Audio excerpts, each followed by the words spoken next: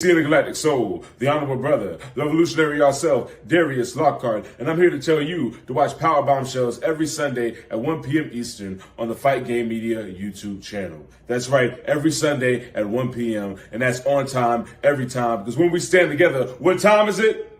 That's right, it's nation time.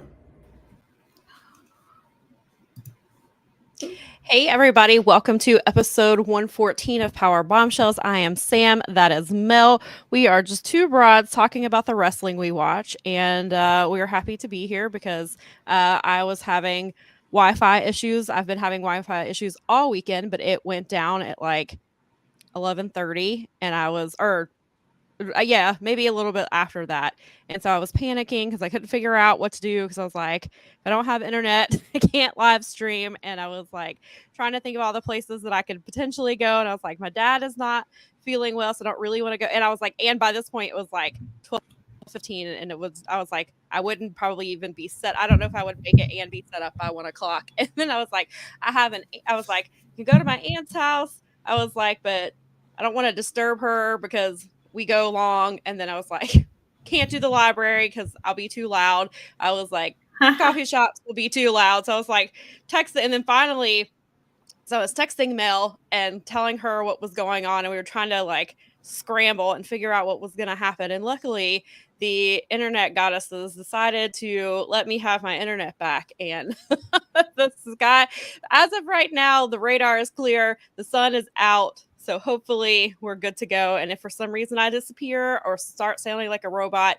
either the aliens have come back, or B, the internet just does not like me. Or C, Disney has C&D'd us for me wearing this May the 4th Yoda. So may the 4th be with you all, even though it's the 5th. I know it's a day late, but as I was telling Sam, I prefer this to trying to appropriate things. Yes. So this is funner. Yeah, we're not trying to. If you do celebrate Cinco de Mayo, happy Cinco de Mayo to those of you. Have a great time. Legitimately, we're trying not your thing to do, but right, we're trying not to appropriate over here. So I mean, I only appropriate on Irish holidays because it's not really appropriation when I do it. Right, exactly. Not just because I have an Irish friend, but actually I can trace my heritage to the island. So can I. Yes. So can I. I'm allowed. Yes. I'm literally allowed. So. Me too. So we're good. But yes, really, so we're trying to. Yes. So it didn't feel right to try and also I bought this for the Force Awakens, and Bob bought a Chewbacca costume, and he had to get a Nerf bowcaster and the whole thing. So we're the people that dress up to go to the theater, obviously. And I rarely get a chance to use this. So I was like, it's close enough. My Star Wars nerd friends, all 4 of you, will get this. And listen, I don't watch, but I knew what it was when I saw it, and I was like, perfect timing. I'm not going to do the podcast in Yoda's voice though, because that would just be annoying. So. Trying to get out of the like, oh no, sorry, my Wi-Fi went out.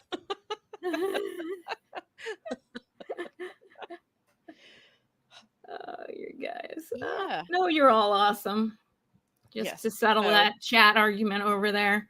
Yes, we see they're talking about hats and what they thought you were going to wear, which was not, we were nowhere near, but it was an excellent. This is the closest thing I have to a illusion mask too, honestly. Because Daza said that he thought you would be wearing a denim baseball cap with the words "Rock and Roll Forever" and red stitching, which, like Nikki pointed out, is very specific, but she liked it, and I do too. It is very specific. I mean, one day you could get a specific one because you never know. So you may as well. This is true. Right. Exactly. I try to mix them up. I mean, it's, it's harder and harder to get regular, original, fun hats, but in general, it's like, right. Yeah, I'll let them. Sorry, this hoodie is a little bit, it's a kid size hoodie, so there we go. You good over there?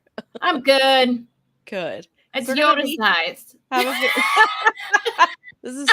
That is true.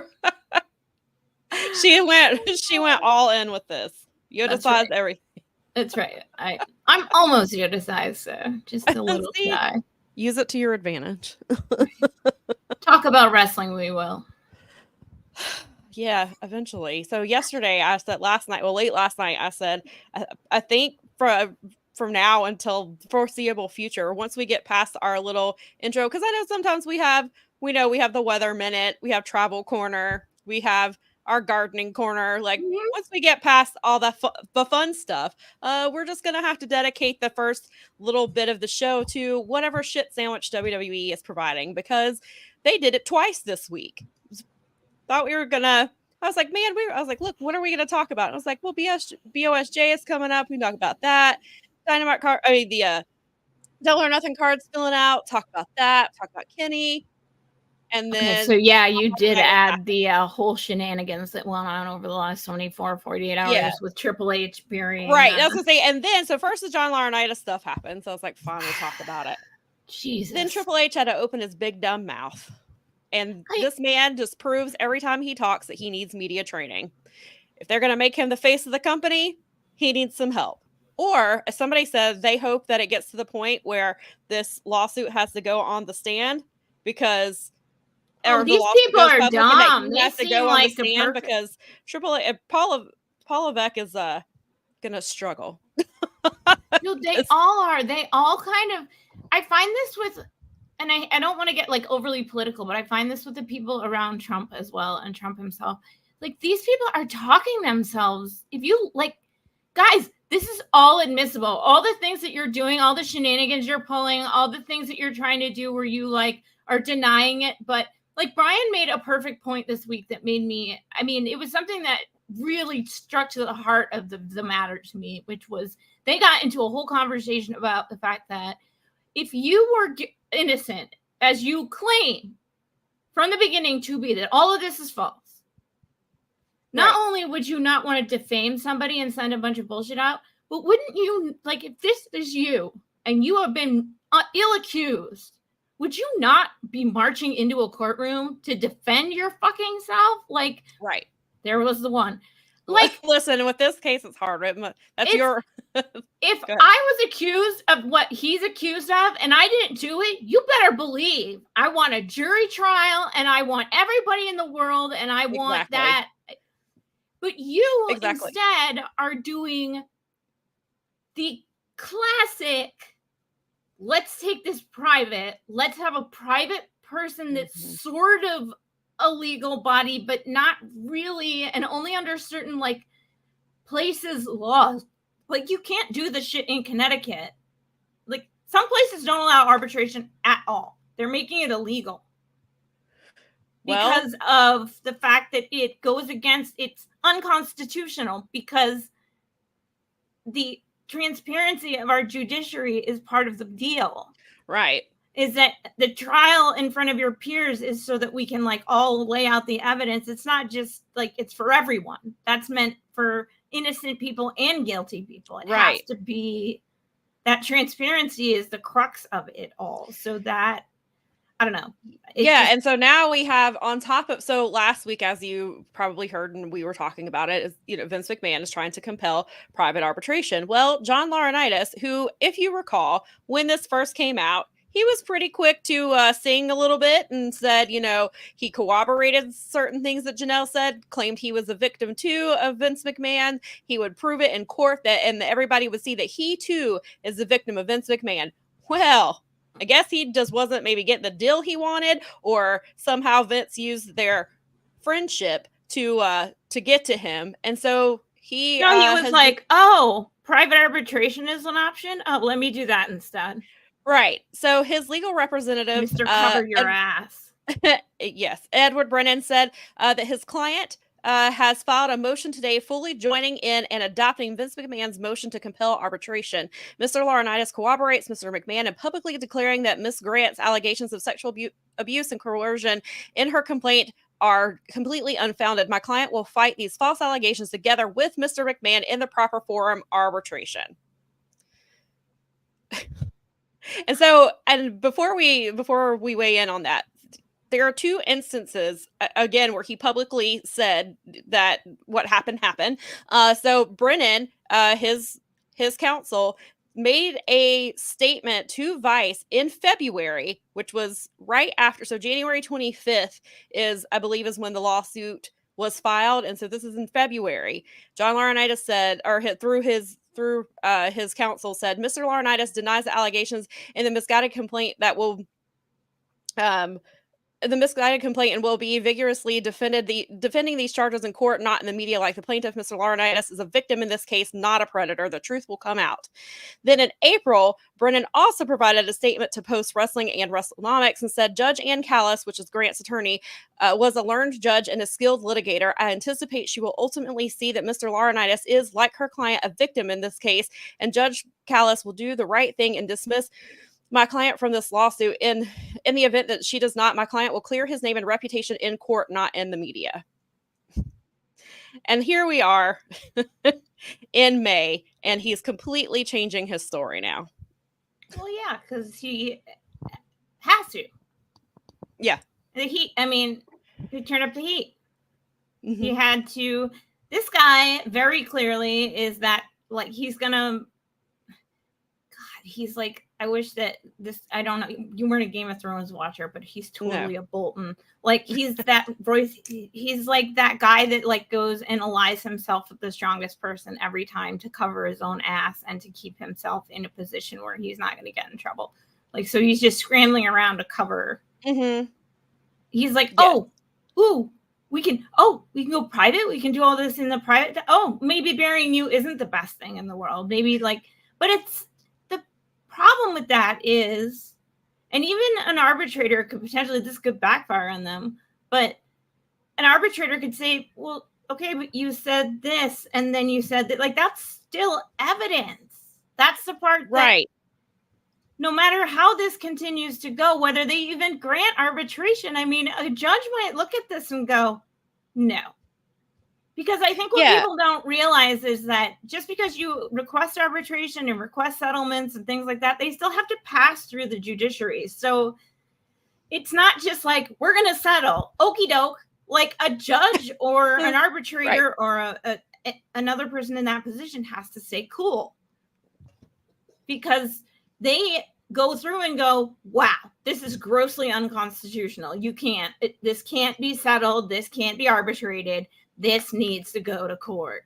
And if that happens, I mean, that could still, I mean, it's an outside chance, I think, given like Vince's history. And I think a lot of people, because he's such a Teflon guy and because, I mean, that's which maybe be why Laurinaitis is also aligning himself, is because he's like, well, he's gotten away with this for decades. Forever. What's changed now? The feds are involved. That's part of what's changed now. There's the finance and there's the whatever else, RICO, whatever might be else involved, because the cross state thing, they've had to crack down on that so hard because it is such a major problem that, I mean, they could make an example out of a guy that's just a wrestling promoter. What do they care? He's not a banker or, I mean, at the end of the day, he's still a really, really, really, really, really, really rich carny. Yeah. Like, exactly. And I mean, you think the upper class people are going to give a crap about Vince McMahon if it's like, we need to make an example of somebody for doing this kind of shenanigans? I mean, he's almost like a prime candidate to be picked on by the upper class, where it's like, okay, well, we need to make an example of some rich person who keeps trafficking in young women, you know, pedophile islands and whatever. Yeah. Let's make an example of this guy. You know, and he got, you know, the steroid case, he won that. And I'm sure the feds are not happy about that. No, I'm sure they'll be like, let's hold grudges. Take him. We've been trying to get him for 30 years. So that's a great point, Sam. They do. They like, even if the people in the FBI aren't there anymore from that, that's still in their cry. I guarantee it. I've read a ton of their, like, about their history. And people, I'm sure, may have, I mean, of course, people have retired and things like that, but it's not like they can't, that they don't have proteges and things like that. You spend 40 plus years making enemies, like, right. And you're sooner or later. Yeah. And then you're keeping company with WWE Hall of Famer Donald Trump. Oh, dude. And, you know, I know that it seems like a slam dunk with people, like, but I think some of this could also backfire, because I think that there's big outliers where these guys are still talking like I mean, the way that they carry themselves, they're still acting like they're untouchable.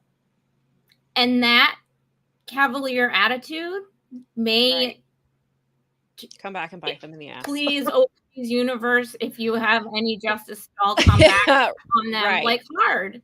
Like, so, I mean, here's hoping. Again, that this is, even though this is specifically Janelle's case and her lawsuit, he's been doing this for decades. There's multiple NDAs that are out there that we know about. That's just what we know about. There are, I would guess there are probably countless victims of his that absolutely that we don't know about, that never pursued anything because they were scared, or they just wanted to go, they just wanted to leave and get out of there and never think about it again. They're trying to rebuild their lives. And so there's probably, like I said, so these are just the NDAs and we know about, but I think there's probably more. And so if Janelle Grant is able to get justice for what happened to her, then it will hopefully bring some sense of justice to the other women who have been, and men for that matter, you know, who have been a victim of Vince McMahon in the last, 40 years that he's been preying upon people. And so it's just, but and the stuff with John Laurinaitis, he has completely shot any type of credibility he has. He has no credibility whatsoever after this, because those two statements were made publicly by his counsel to major publications. And then all of a sudden he's doing an about face the week after Vince wants arbitration. So I think all that stuff is going to come back and bite him in the ass, which is what he gets. But he was never. I'm glad, because he was never a victim. He's just as involved in this stuff as. Well, he just admitted he's not a victim by wanting the arbitration. So he's kind of like, let's hope. I mean, Ann Callis. Yeah, you can't say you're a victim and then turn around and say you're not one, and then call the person in the lawsuit a liar when you just lied. Oh yeah, no, I we'll see. I mean, I hope that go ahead. Maybe by doing all of these stupid things that they're doing, it will ultimately ratify Janelle's case and make it so that it does go to court, because I hope that it does. They are acting so wacky. Yeah. That if I'm a judge looking at this, I'm like, well, I wouldn't have been that suspicious, but look at how you've been acting for the last 4 months. Right. Well, and then you even have to go back a few weeks before that, the week of WrestleMania, when that love letter, I don't think you can see my finger, but love letter was released in the New York Post of all places, which is just a giant tabloid. So, I mean, they've got that out there. Then they want private arbitration, and they're just saying all these things. And her lawyer, luckily, Ann Callis, we've talked about this before. It seems like Ann Callis is the best possible person she could have representing her in this case, because she's won a ton of cases. She's very good at what she does from what I've read about her. And I hope that she stays determined, and I hope that she doesn't, especially now that we know Vince has this PR law firm, this PR firm that is that's helping him. I just Harvey Weinstein's ex-people? Yeah. Weird. He's got them helping them. The letter comes out. Then these arbitrate. It's very. We can see what's happening. I think the only people who don't see what's happening are fans who will always believe anything that Vince does and thinks the man can do no wrong. And then the other ones, they choose, I think they can see through it, but they just pretend that they don't. And it's because they are former WWE employees who have podcasts and they want to be grifters and get ratings. And so they just deny. And they just make themselves look terrible. I think it's hard.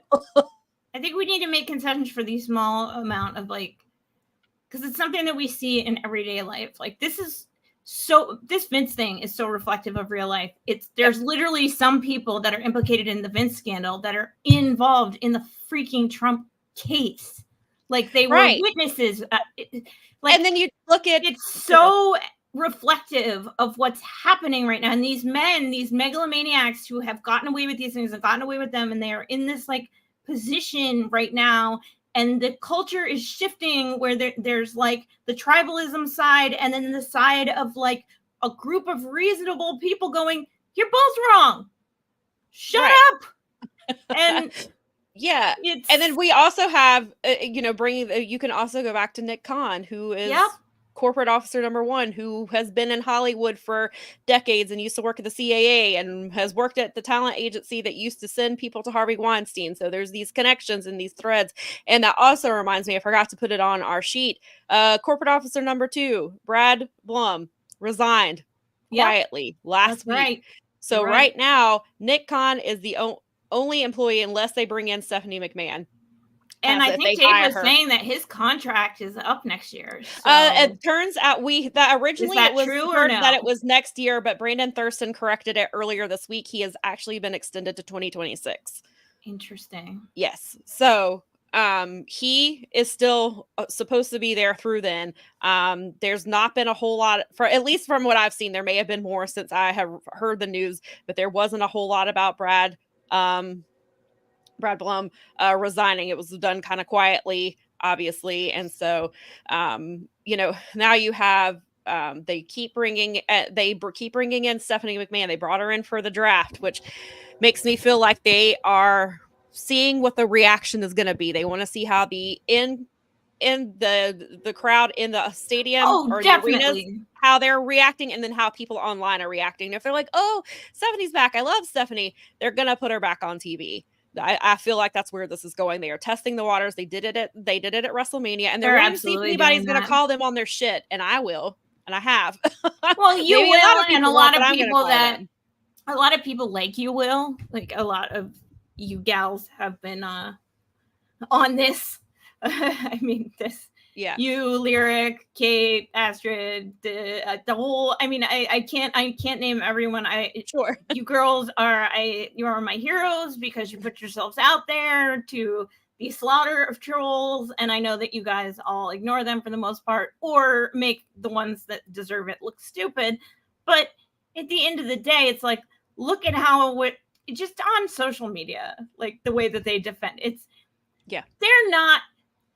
It's just like trying to change the mind of somebody like with crazy viewpoints. Like those people are not looking to have their mind changed. Yeah, so generally I just block and move on because I believe that they don't want to admit also that they're wrong.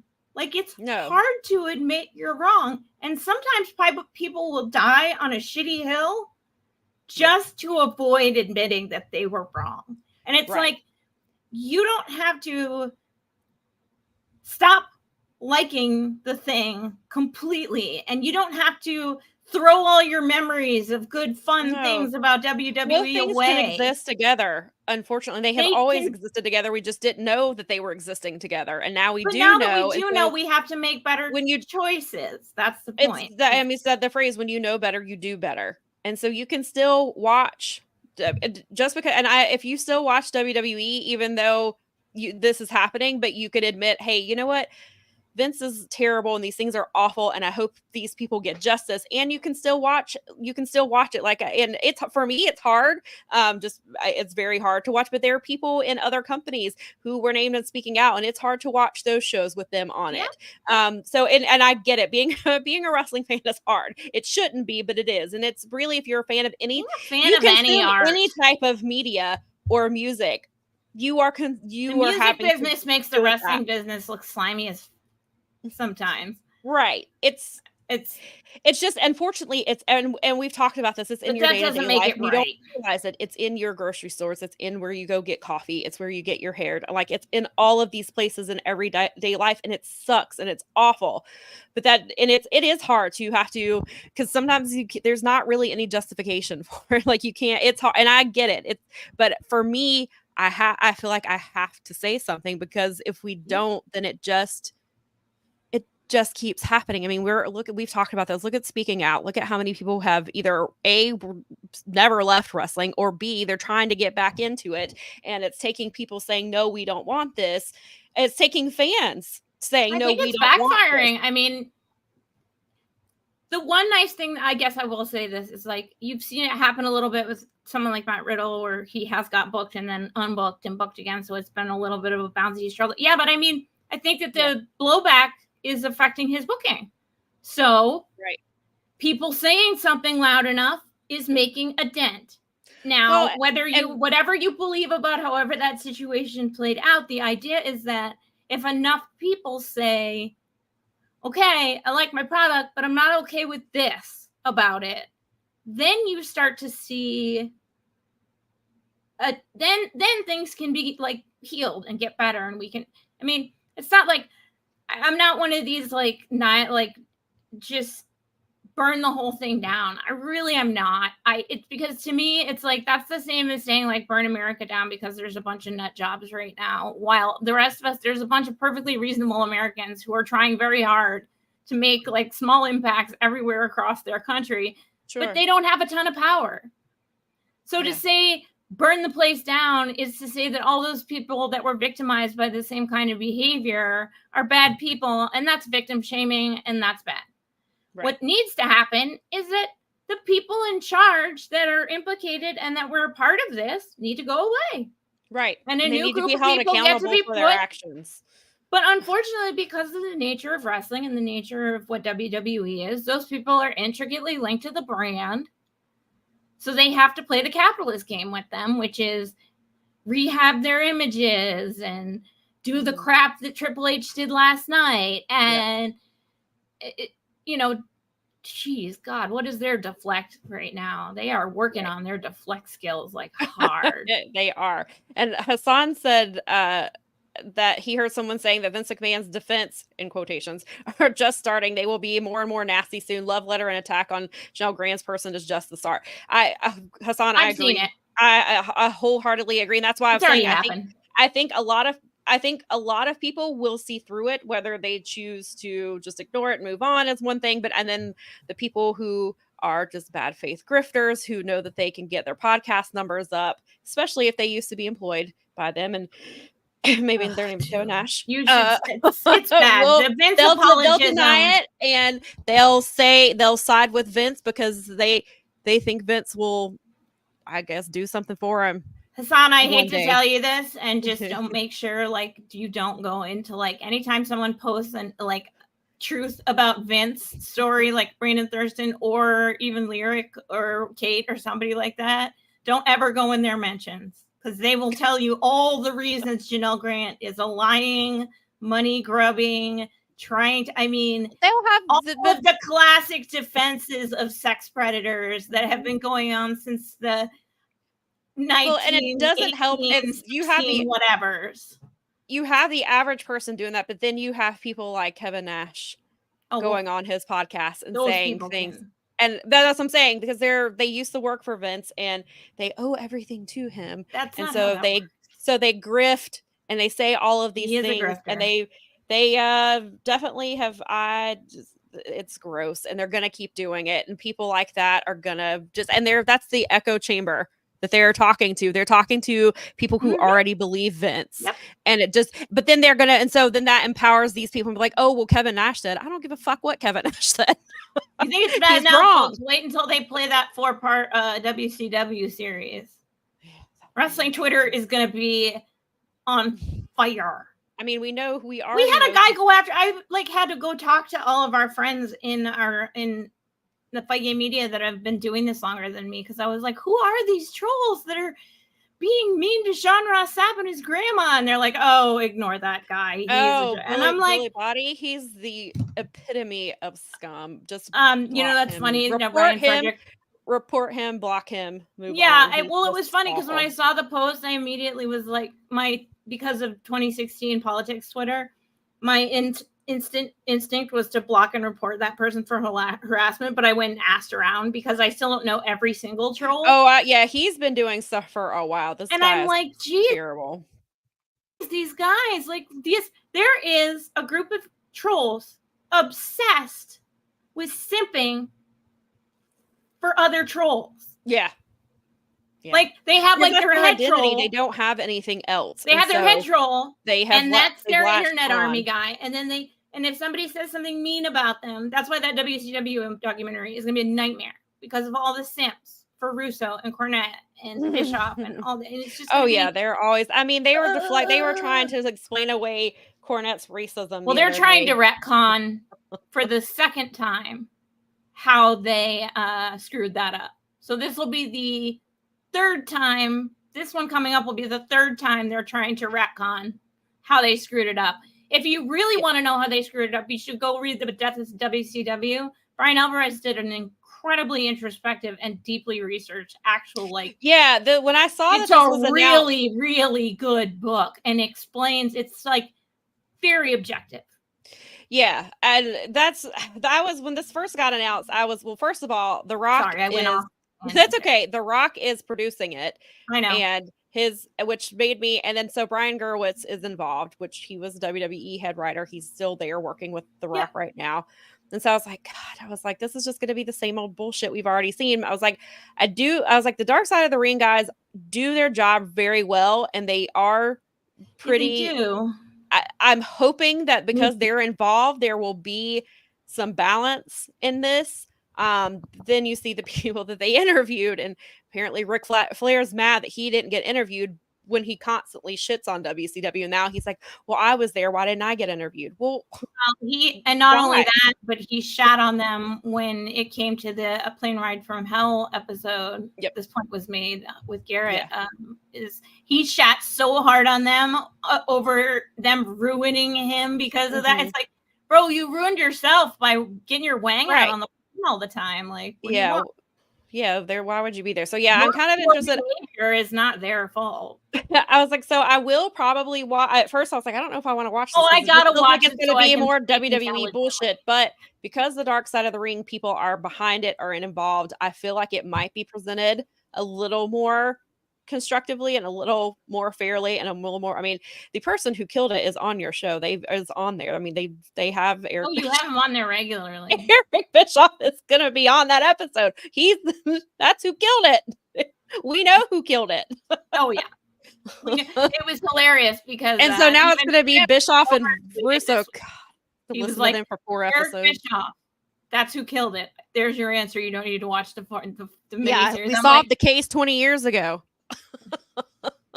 It's so silly. It's a weird. This to me feels like another, and I know it's been in the works for a little while because they can't have done it like overnight.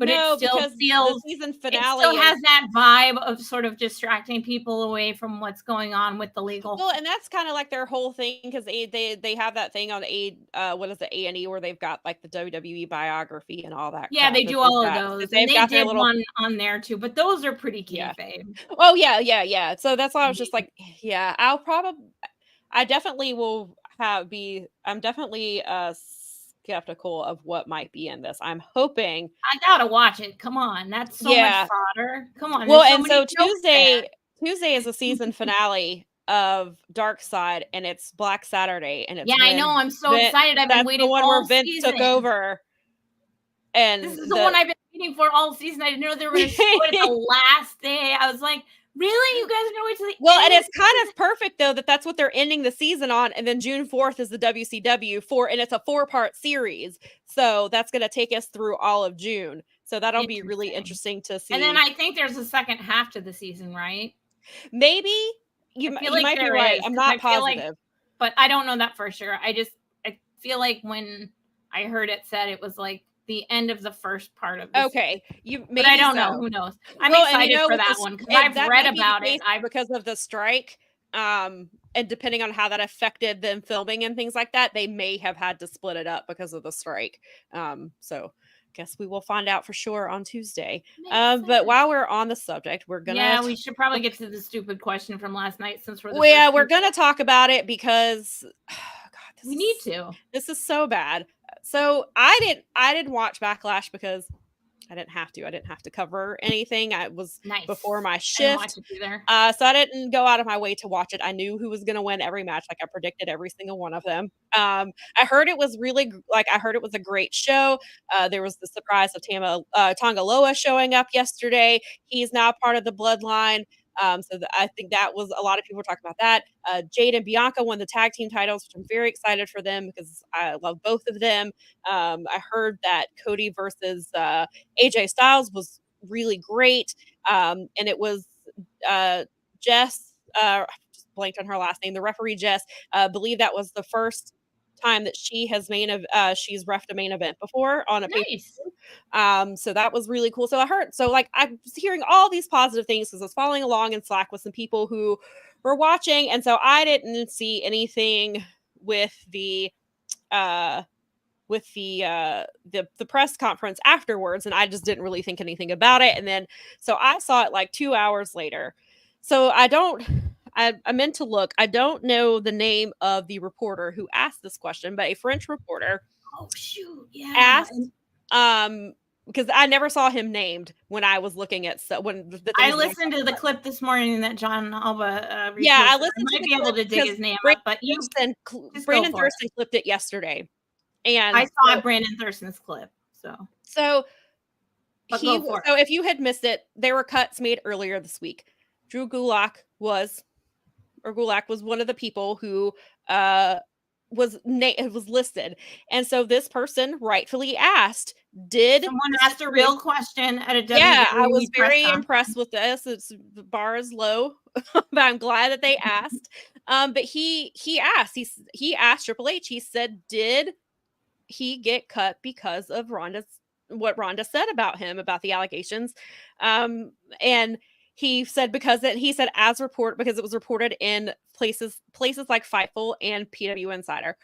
Well, Triple H's response was just very.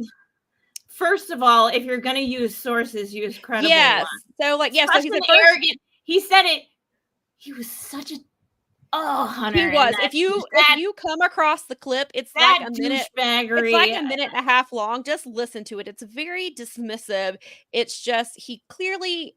I don't know how you wouldn't know that question was coming, but I guess he just thought nobody would ask because at the last press conference, nobody asked a thing related to the lawsuit or asked anything incriminating. It was all just WWE is great. So I guess he probably thought nobody's going to say anything. And so he was like, first of all, you need to, if you're going to quote sources, do it from somebody that's reputable. So he drags both Fightful and PW Insider. Then he says that I believe the response was that he was not fired, but he's not coming back. They're not re-signing his contract. He didn't get released. They didn't re-sign his contract. Yeah, is what they said. So instead of saying we took these allegations seriously, we investigated, decided not to bring him back, he just said that instead. And so he throws these people under the bus. Well, then the PR machine's working overtime. So PR tells Fightful and PW Insider, hey, he didn't mean it like that. This is what he really meant. Because I've got the select here. It says, in regards to the Triple H comments, we'll provide as much transparency as possible. It was reiterated to us by WWE and Triple H that the comments weren't intended to be directed at Fightful or PW Insider. You should tell the people in their replies that. Whether anyone chooses to believe that is up to them, but Fightful received numerous apologies. We were told Triple H's particular issue was that Ronda Rousey's accusations of Gulak grabbing her sweatpants string were not a contributing factor to his departure. We will discuss the situation more this week. So, and then PW Insider is that's the they problem. Are going. They went the opposite direction. I think I bookmarked it instead of screenshotting it. So let me pull up the tweet. So Dave Shearer, who is questionable at best, was deflecting everything. He bought into the PR stuff. So they were just going out of their way to say it never connected Gulak to being gone. And Rousey's comments about him during a live TV interview. And so he was just like, and he tried to blame it on Newsmax. Well, the interview that Rhonda did was actually on News Nation. So PWI got that wrong. And actually, let me make sure that's clarifying. That's Pro Wrestling Insider. I mean, that's not Pro Wrestling Illustrated. This is PWI, the Pro Wrestling Insider. I don't want to make that very clear. This is Insider, not Pro Wrestling Illustrated. Had nothing to do with him. But yeah, so they now did they or did they not? Because I was reading up on this because it was what was blowing up on Twitter, and I was interested because first of all, it's the job of a reporter to ask a question, and someone actually did it. And they're taking quite a bit of heat But on the other side of it, I think is that PW Insider. Now you're going to read their thing that they said. Yeah. Are they trying to apologize? No, they are trying to throw the French reporter under the bus. Is what they're doing. They're saying that he was wrong. He got their information wrong when that's not the case at all. So they said, "Whoa, that's way worse."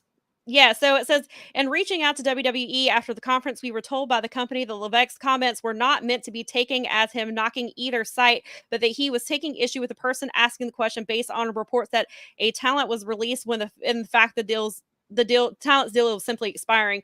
We were also told that no offense was intended. Yes, that's what we were told. In regard to Drew Gulak's exit, PW Insider at no point connected our reporting with Ronda's comments, since that would be as simply inferring as opposed to doing what a credible outlet does, confirm their reporting. Gulak was removed from WWE's internal roster yesterday, the same day as all the other NXT releases yesterday. WWE can state his contract expired or will expire shortly, but whether they renewed Drew Gulak's contract or they decided to cut him, it's all the same. He is exiting the company and not at his own behest. So now they're trying to the reporter who actually did his job, they are trying to throw him under the bus, and they're saying that they're backtracking on what they originally reported because this PR machine is working. Well, and so they don't want to get tossed out of the White House press room, as it were. Right. You don't ask hard questions of the president, otherwise you're going to get yourself kicked out of the press corps. Right, exactly. It's the same principle here is that you're not supposed to ask us tough questions. And it's Brandon Thurston and John Alba are defending the reporter, the French reporter, because they're, of course, the kind of people who are like, yay, somebody's asking a real question and nobody's ever asking questions about these things. And this wasn't even really related to the Gulak or to the Janelle suit specifically. I mean, this was something that was something based on Ronda Rousey's comments and which goes back to sexual harassment, which shows that they are playing. Remember when he said he didn't WrestleMania weekend that he hadn't read the lawsuit? Right. This reeks of that attitude right there. It is. That's exactly what it is. And I think that's this is I didn't read the lawsuit energy. This is and I not only and now, see, what bugs me about PW Insider doing that is you're essentially you're attacking your own by doing that. That compromises. Not that I'm sitting there saying that. Listen, we follow a fake sport. I get it, but you're killing any credibility by going after it. You're literally undermining the entire situation by going after your peers. Right. Exactly. You're supposed to be a united front. And there should have been, and I'll go into more of what Fightful said. There's some more about Drew Gulak, but at the time we weren't aware of this information at the time. So at the time the reporter was asking the question that needed to be asked. Follow-up questions would have been, would you have initiated any type of investigation into him had Ronda Rousey not gone public? And we know the answer to that. And B, if Ronda hadn't said what she said, would the NXT mob characters have killed off Drew Gulak's character on TV? So why did you do why would you have done that then? Why? So those are good follow-up questions. So since this has come out, we have now learned some more information about Drew Gulak that technically they aren't bringing him back. His contract is expiring soon. They aren't bringing him back. However, they say that based on Ronda's comments that a investigation was initiated, and somehow in this this investigation, they basically found out that Drew Gulak was a bully. I don't know how they magically found this out just now, but it says here, and Fightful Select says that Corey Brennan is told that this was initiated by an investigation by WWE into the incident, and it says from those we spoke to, the Gulak's public response to Rousey's claim only made things worse for the former cruiserweight champion, but was not the determining factor in his decision to bring him back. And they are referring to that terrible tweet that he put out, which was not good. Yeah.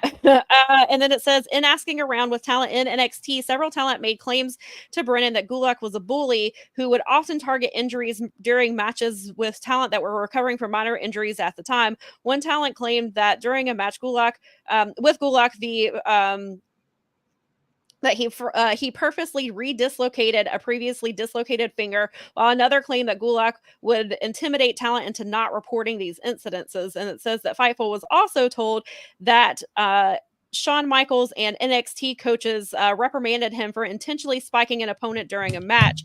Another talent said that who worked with Gulak noted that he was odd in the sense that he would often test talent to see if they would react to his bullying.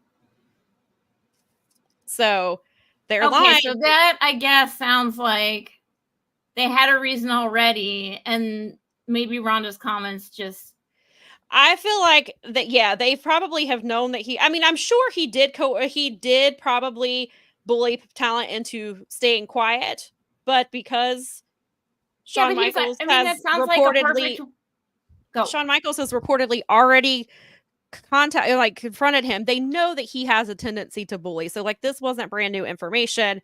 It's just with this and the incident involving Ronda, they're like, hey, we can afford to cut you, because as I said to somebody yesterday, this is right out of the handbook of speaking out for NXT UK. They cut the people who they could cut. They left certain other people stars who they thought were going to be stars. They let them go. One of them actually trained The Rock to help him come back, apparently. It came out that Joe Coffey helped train The Rock to come back.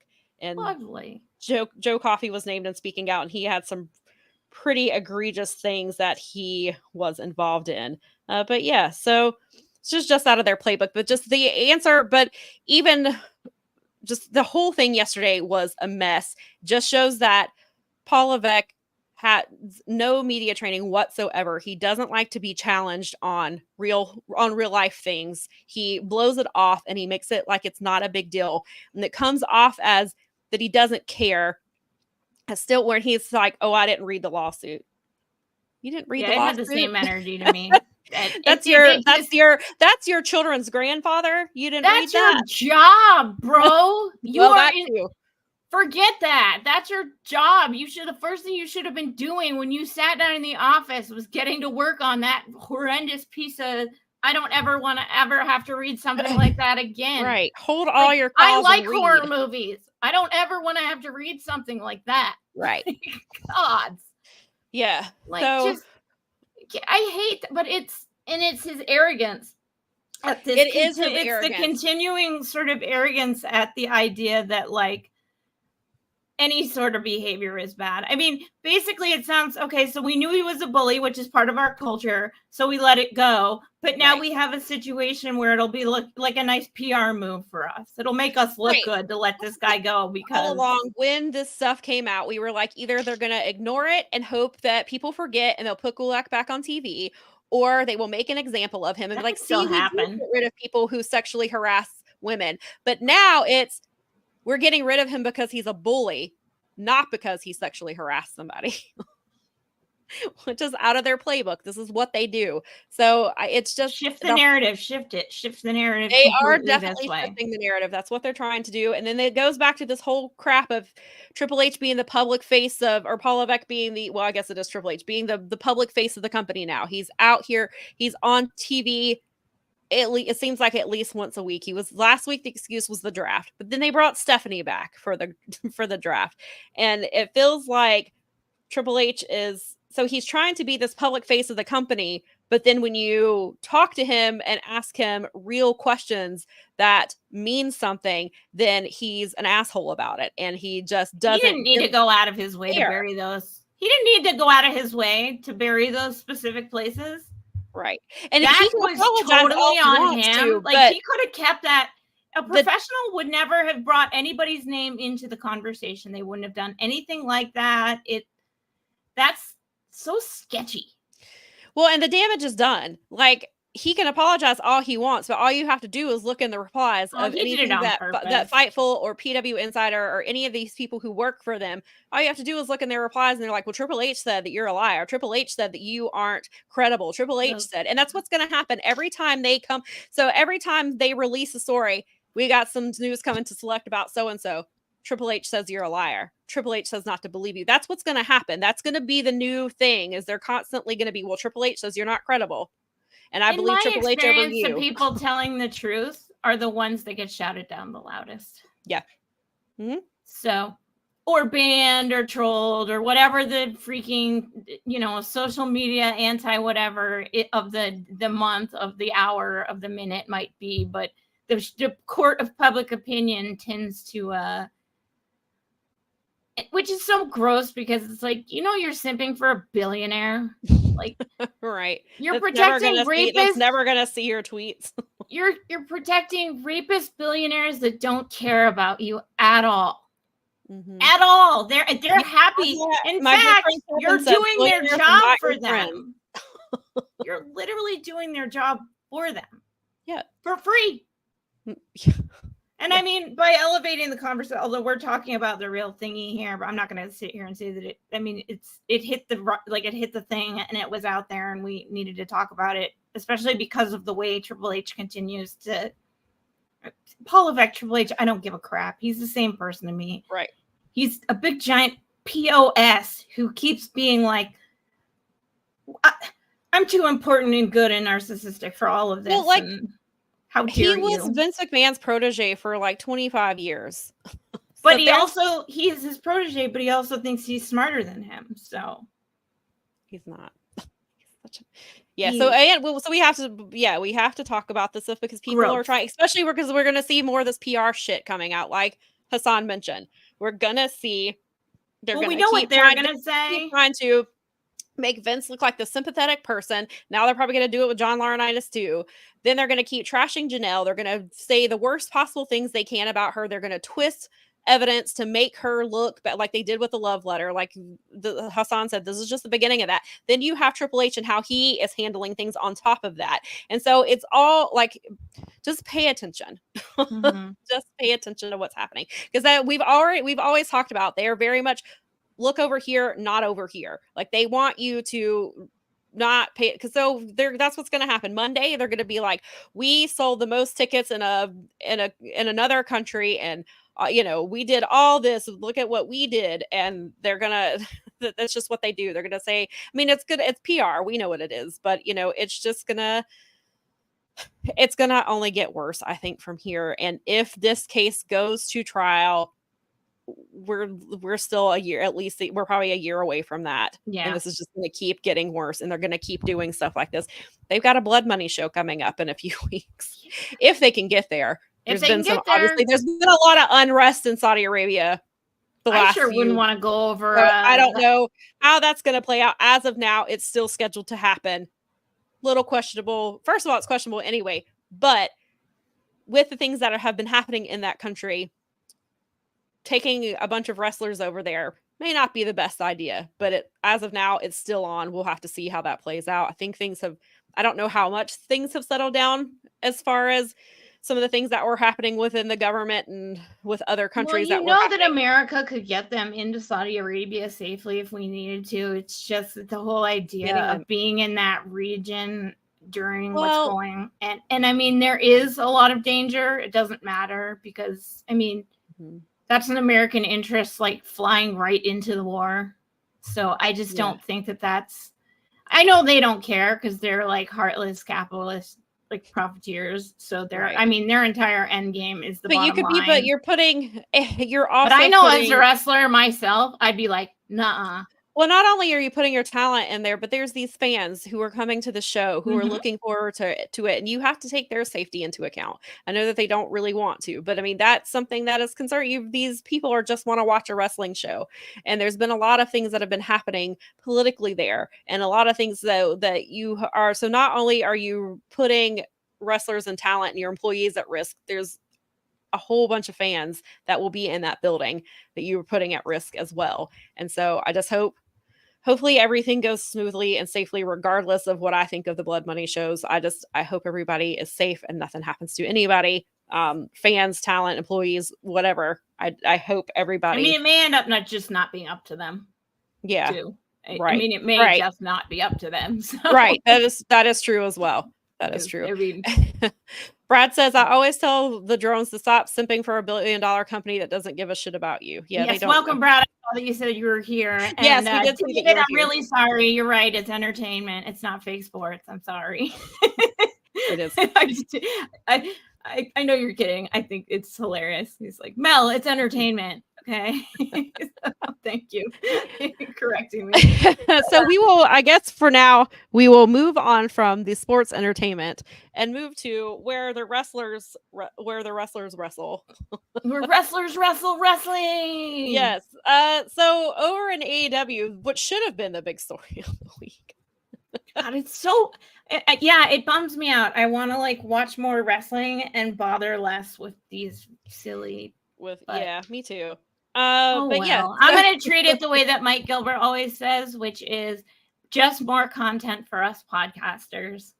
There you go, Mike Gilbert, and more thumbnails and memes for him, which I told him I'm always behind because he is the greatest. Mike is very good at that. He's excellent. Even though I don't think that I saw the little short of him talking about Speedball, and I don't think I want to watch the clip because it sounds like he's hating on Speedball. I mean, he says he likes him a lot, but I know how Mike Gilbert is, and I don't know that I want to watch that clip because I don't want to. Maybe you should, so you guys can go have it out. I might have to. I saw it last night and didn't get a chance to watch it, but he put up a short of it, and I watched the short, and I was like, I like when the little punk in him comes out. It's hilarious. So yes, and yes, we'll see. But yeah, so back to AEW. The big story over there this week was the return of one Kenneth Omega, who we have not seen on TV in months, as we already knew going into it, but hearing from Kenny himself, that's a whole different thing. Hearing about his health problems, 24 hours away from death, literally, that story has been out there, but to hear it come from Kenny's mouth just makes it harder to hear, and it makes it, I don't want to say more real because I already knew what he was dealing with, and it's like, my mom has diverticulitis. I have an aunt with diverticulitis, neither near that bad. My aunt has had to have some of her intestines. I am prone to it because I have the diverticulosis, I have the little floaters, so I have to be careful because I'm at a higher risk for diverticulitis. Yeah, so diverticulitis, I already knew it was no joke, and it was nothing to mess with. It's not. It's a at all. But to know that this could be, and to know that this could have been something that could have ended his life. And not only career ending, but could have life altering. I mean, and someone who's had a life altering situation. Yes, and he said he was 24 hours from death, which is insane to think about. And so to have Kenny out here, thank God he went to a doctor when he was having. Listen to your bodies. Let this be a reminder. Listen to your bodies. When something is wrong, even if you don't like the doctor, please go.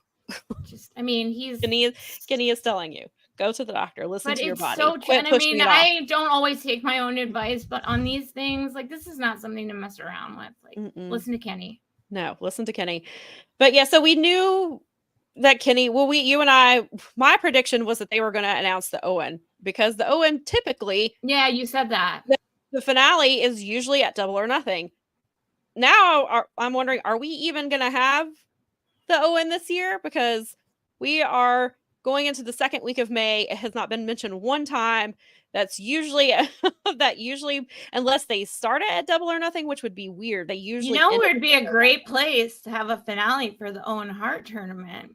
Would be the place that just destroyed the NFL draft record attendance and is now getting looked at for a Major League Baseball, major NBA, and NHL All-Star game.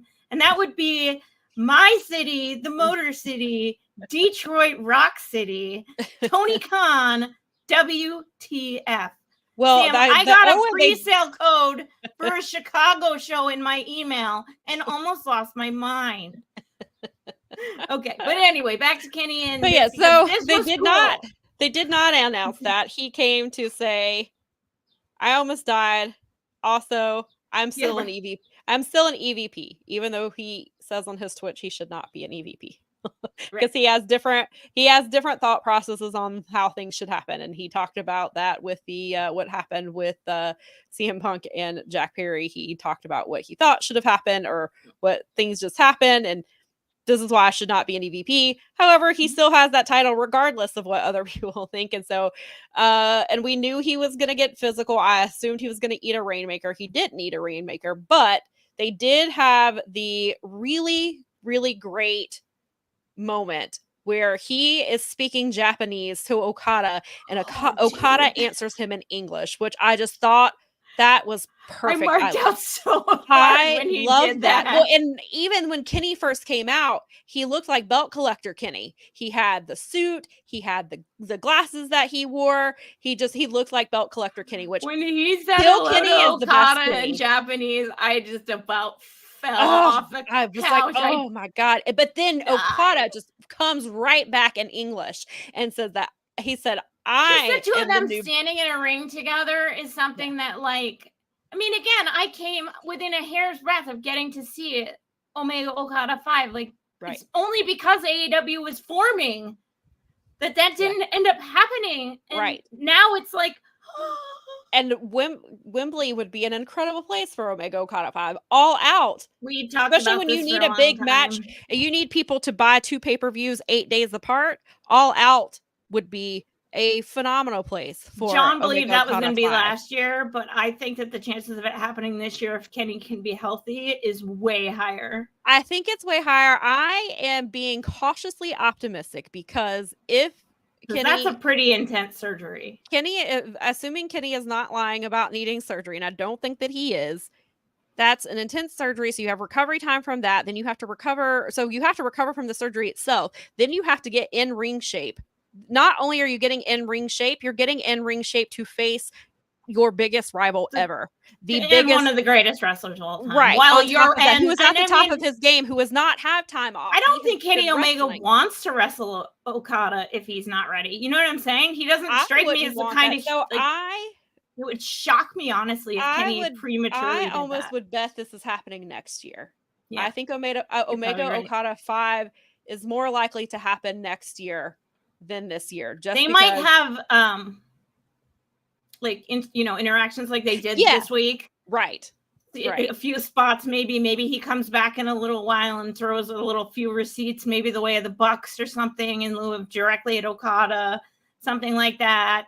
Maybe he brings Heyman back. But I agree with him, but Kenny strikes me, he's so smart in what he does. Like, I can't picture.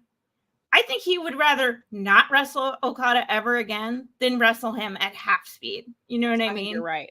Yeah, I would agree with that. Just based on what we know about Omega, and I think even Okada would probably be like, if you're not going to wrestle me at your best.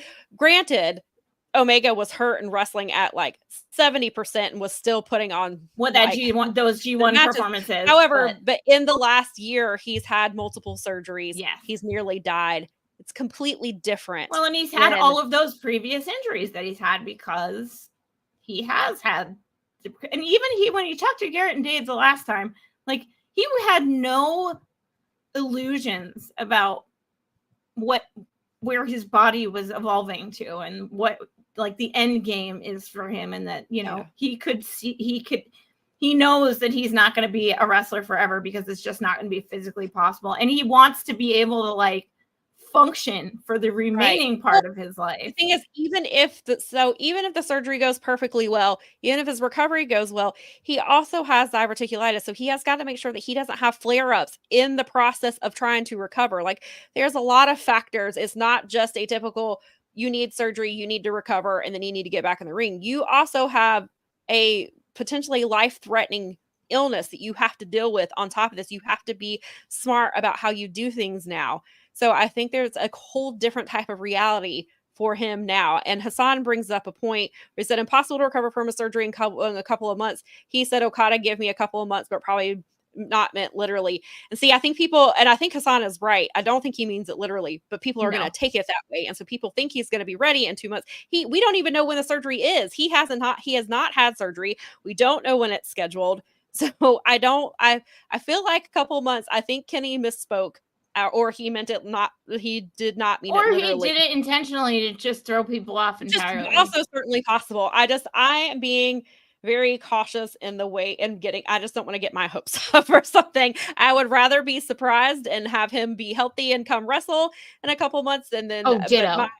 I am preparing myself for him not coming and for Okada Omega 5 not to happen until next year. That's kind of how perhaps they touch before then. Maybe they do like, tag team trios. Maybe they get a fourth, like maybe it's Omega, maybe Hangman comes back. Maybe they get a couple other people and they go, because some people were wondering if maybe this is going to set up for Blood and Guts. I don't think Omega is going to be healthy for Blood and Guts. It looks like FTR is going to step in, which I'm not thrilled with. No, but he could definitely be he could cut, because Kenny's Kenny, so he could cut promos, he could use proxies, and I mean, there was a little bit of chatter in one of the Discords today about how on WWE, some of the injured people, they keep them active in the program, like what they're doing with Punk and stuff like that, and how maybe AEW might employ that. And I don't know where I stand on that, but in this particular case, WWE overuses that a little too much, but New Japan, in my opinion, kind of has they used to, or at least for the longest time, have had the best balance where video package here, but it took a long time for like Chris Jericho to actually ultimately show up for that Naito match. That was like a 6 or 7 or 8 month build. Yeah, and so I think Omega's not going to be able to travel around and show up at these places because he's recovering whenever he has surgery, and will be recovering. Video packages. He cannot be. Yeah, he's not going to be able to. Or Adam Page can ride in on a horse and deliver one. All right. Well, then you even have like Adam Cole apparently is standing now. May or may not be cleared. But the reports were before then that him being on the road often and coming out in the wheelchair was a detriment to his recovery. So you cannot do that with Kenny Omega. Not that you should do it with Adam Cole, but you can't do that with Kenny Omega. You have to take care of him. You have to protect him at all costs. You have to save him from himself in some cases. So I feel like I want him, like, as soon as he is ready, I want him. But I also don't want him to be ready. No, and he's got a whole other thing with the diverticulitis now that is, I mean, to him, it has almost been life-threatening. It's been nearly career-ending. I think he has to be smarter about how he does things. So it's hard to figure, because I was like, I really want him to be there, and I'm trying to figure out, like, okay, if he's not cleared, what are they going to do? We don't know when Hangman's return is. It feels like it's coming sooner rather than later because things are starting to heat up. FTR is going to need some help. And then that's what I was like on Wednesday after he got attacked in the back. And of course they took out FTR. I was like, there's no other baby faces that's going to come help Kenny. Like literally nobody else is going to come out here with them. There was like, I know. What are y'all doing? So yeah, I'm guessing this is probably what's going to spur Hangman to come back, is he's going to be like, they're in trouble. Kenny's my former tag team partner. Like, he needs help. Then Ibushi tweets the other night and was like, he responded to the video of the attack and said, and it translated to, I'm going to help you now. My guy, you were recovering from double ankle surgery. I know you were posting videos of you doing backflips to your phone, which is what you do. And then you post, I know that he's trying to come back as well, but you were recovering from double ankle surgery. Like, and the last time you were in AEW, it did not go so well. So let's maybe cool it a little bit and try to just calm down. I need you to be healthy. I need you to be mentally okay, because it seemed like there were some things going on there, because whatever happened with his mother, I think really took a toll on him. So it's like, I was like, we gotta make I think I saw Brad tweet I think he may have tweeted this the other day, that Kenny said he wouldn't hire 80% of them, so maybe that's why they didn't. I remember that. Which, yes, this that is was true. Hilarious. That is very DoN. He's channeling DoN Callis with lines like that. That's a very excellent point. Hassan said he feels like Hangman is the guy who will sway me to be with the Elite or Team AEW. I'm not thrilled with FTR either. I hope Swerve would be there to help him. I really wish FTR was not involved in this. I think already do not care for them, but to like have his. I want Swerve to have his own thing. I want him to be the champion and be right. I mean, this stuff's obviously going to cross over. These are his quote bosses, so it's I feel like he will get drawn in at some point. But him and Hangman still have their things, so it's possible. And Hangman is not in his mind, Hangman is still a good guy, but his actions, he is not a good guy. He about got booed out of a coliseum in his own state, in his adopted city where he lives. Like we got booed out. So I don't know that I want him to be a babyface right now. I like what he is doing. Oh, Angry Hangman. I love Angry Hangman, and I like Angry Millennial Hangman much better than Angsty Millennial Hangman. I'll say that. This is a good theory. LaRon says he can see Hangman returning to help Team AEW in exchange for a title shot from Swerve. Ooh. I like it. I like that. That's good. Yeah. I like that very Swerve much. Swerve beats Christian, who I think Swerve versus Christian, I think is going to be a lot of fun. I like that they had the built-in story from them working together. Swerve is the one who got put in the casket at Wembley. Like, I like that they're going back to that. He obviously has the story with Nick Wayne. Like, I like where I think Christian. So you like this? You like what they're doing with the Christian thing? Yeah, I do. You think that's like, because I've heard a lot of people poo-poo on it for a main event for Double or Nothing. Christian is in. No, Christian. Which I don't understand exactly because I've completely Christian has been on the run of his life. I've come all the way around on Christian. I love the patriarchy. I think it's so ridiculous. Well, I do too. Christian is so dumb. It's so perfect. I've been a fan. This might be my favorite. I mean, other than Edge and Christian when they were doing the things. That's what I was going to say. I've been a fan of theirs since WWE when they I loved Edge and Christian. Awesome. I loved the Hardy Boys. Like I loved all that stuff. But my jam. This version of Christian is the best he's ever been. Like he's untouchable on the mic. He's still incredible in the ring.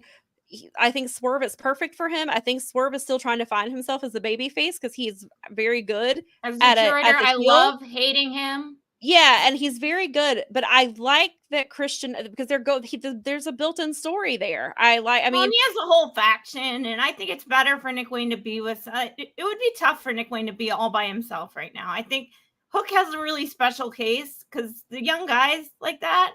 Mm-hmm. And now they're trying to put Jericho with Hook for no good reason. Now they have Big Bill with him because I don't know what the hell. I don't know. I think Ricky, the learning tree thing's not getting. Ricky Starks is injured. Maybe I don't know. It's not cleared yet. Well, yeah, it's Hobbs got hurt. Yeah, Hobbs is out for the foreseeable future. He needs surgery. That's his knee. And Julia had surgery. Shoulder. Yeah, Julia had surgery on her shoulder last week. So that's that, there's that. MJF is not going to be back anytime soon. There's no timetable for his return. Right. Britt's still questionable. Jamie Hayter's still questionable. There's a lot going on. So I feel like Jamie Hayter thing, we talk about it every single week, I think, but it bugs me because the people who should know don't know. They don't know anything. The backs are, and as you and I know from people in our lives that we love who have back injuries are notoriously unpredictable. Yeah, I just hate it for her. We don't know. I mean, look how long it took Thunder Rosa to come back, and Thunder Rosa is still. They're careful with how they use her. They don't use her every single week. They are careful with what they're doing with her in the ring, and I think you've got. I mean, so it sounds like she is right now, though. I like angry comeback. Thunder Rosa is like crushing it right now. She had like a come to. Yeah, everything. she's been on another level. She's come back, and I think that promo on Collision just really took her. Yes, then the promo on Collision, and then the following promo where she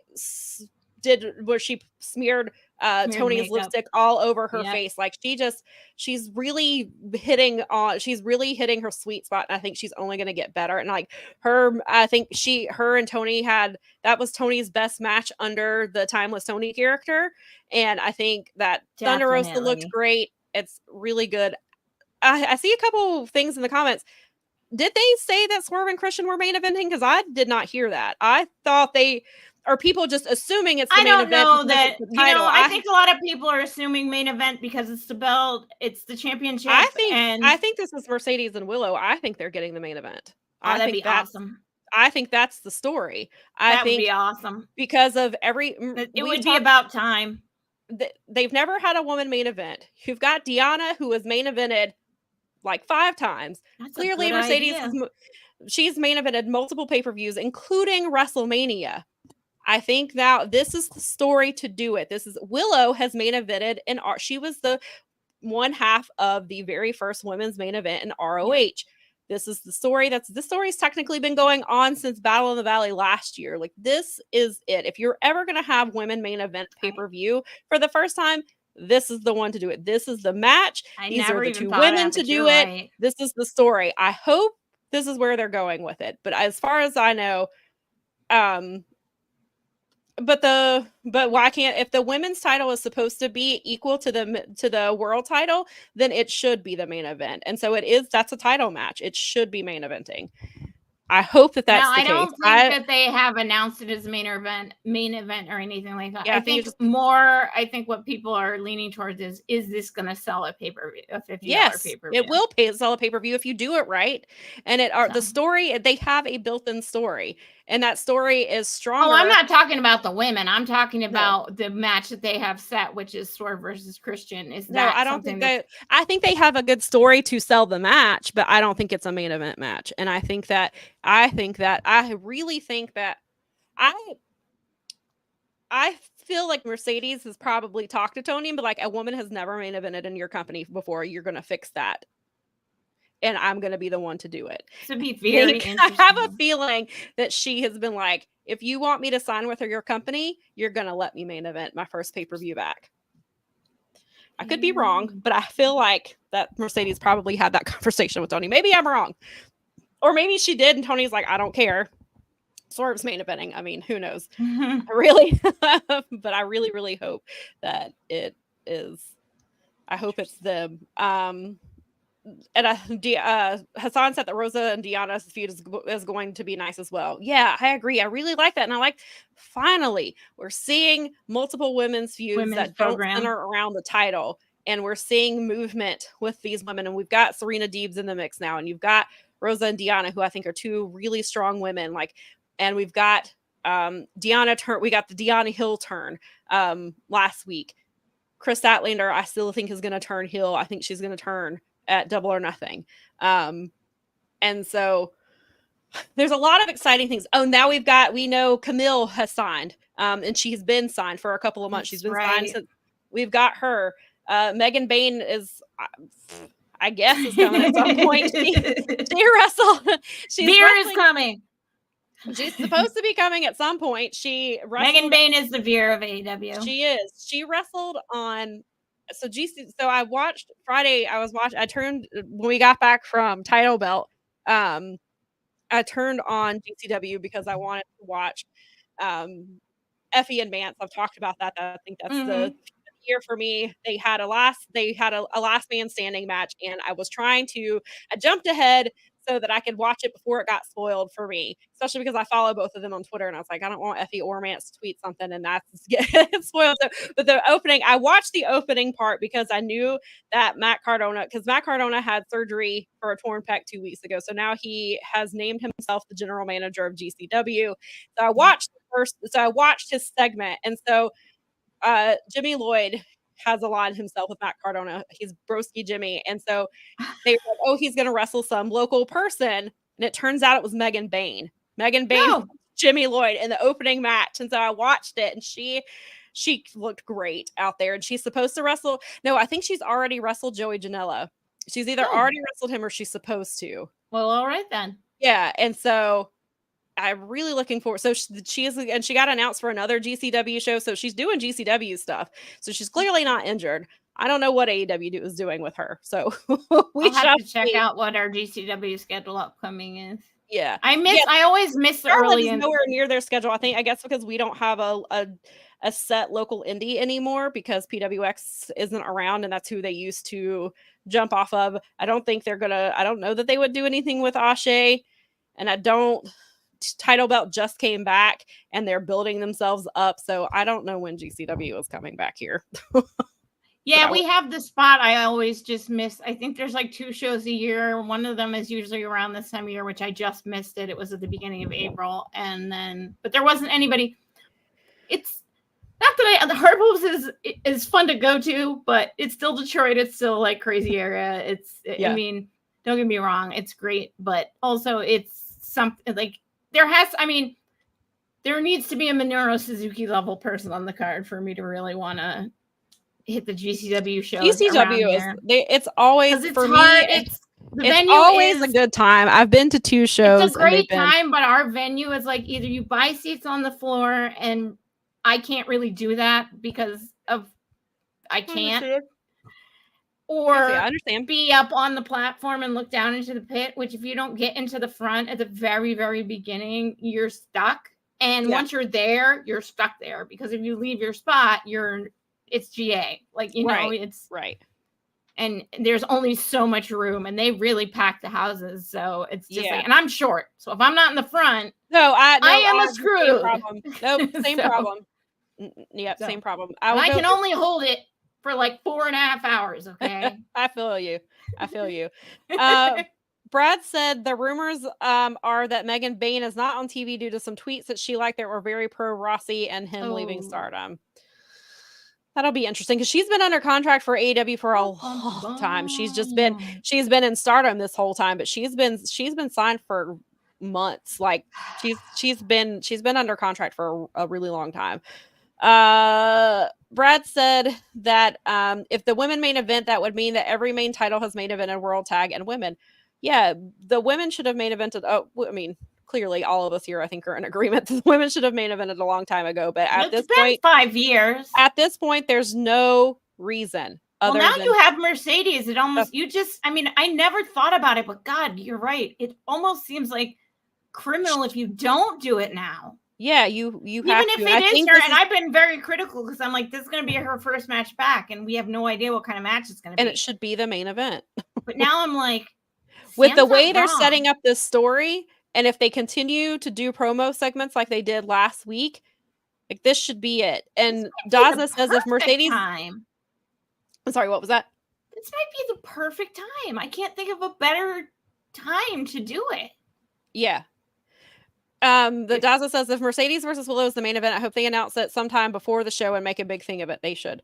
No, we know that they haven't main evented the women. Yeah, the women's world title is never main evented. Brad's saying if they main event. No, I know. I know. No, I'm going back to Oh, So okay. if they they should. Oh, wait, you're saying world title, not TBS. I see what you're saying. Laurent's yes, this would be the TBS title, not the women. So he's correct. But still, a woman has never a women's match has never main evented a pay-per-view before. But yes, Laurent, thank you for that is a correcting good us. Yeah, that is great. It would be the TBS, which the TBS is supposed to be just as important. So they need to make it a big deal. And if you want it to be, if you put it in a main event, it's going to make it a big deal. Exactly. Let's see here. What do I know? Laurent said that they should have at least 3 women's matches on the main card at Double or Nothing, and they need to do it to get a lot of time. I agree with you wholeheartedly. I think I agree definitely. And the wrestlers for it. I think that's no. I do not think that's happening. Rossi killed any chance of that happening. Not with Tony Khan literally out there saying that he likes working with Stardom better now that Rossi's gone. Yeah, he's just publicly said that. So yeah, no, and they've got, especially because Forbidden Door, notwithstanding the accusations that are afoot. Yeah, they don't need to deal with. And then Kenny, the things that Kenny said, I don't think that Rossi is ever. I don't think that. But Tony made it pretty clear. It seems. Yeah, Tony made it pretty clear. But then you also problem. Right. And then you also have Kenny, who is an EVP, saying Rossi is suspect and is doing some shady things. I don't think they're going to be working together. I don't think that's happening. I don't think that's happening. Is there anything else you want to add to the return of Kenny Omega or that segment? No.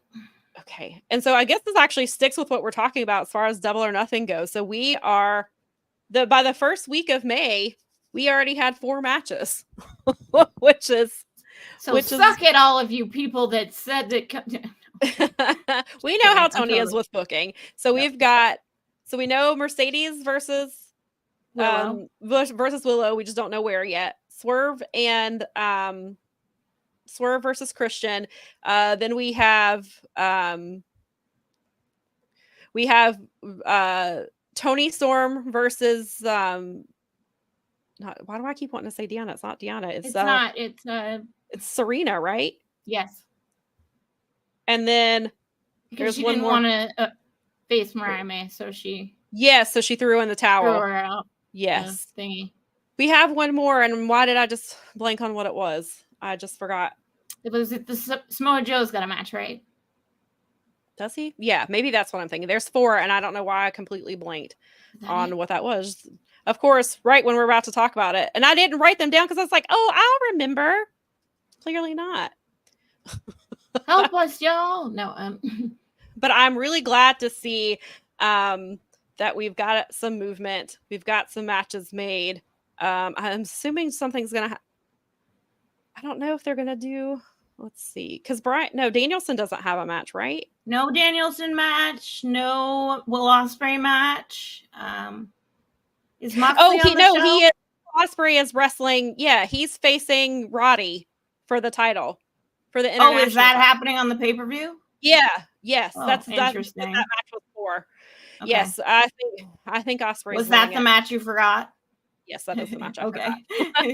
Yes, it is. I'm trying to go through the whole thing. Yeah, it was Roddy. Thank you, Brad. Roddy versus Ospreay. Yep. Yes, which I think will be. Yeah, so there's 4 really good matches that have been announced so far. So I am hopeful that the rest of this card will fill out well, and hopefully we do get a 3rd women's match. Hopefully we get Deanna versus Thunder Rosa on the main card, not on 0 Hour. Not on 0 Hour.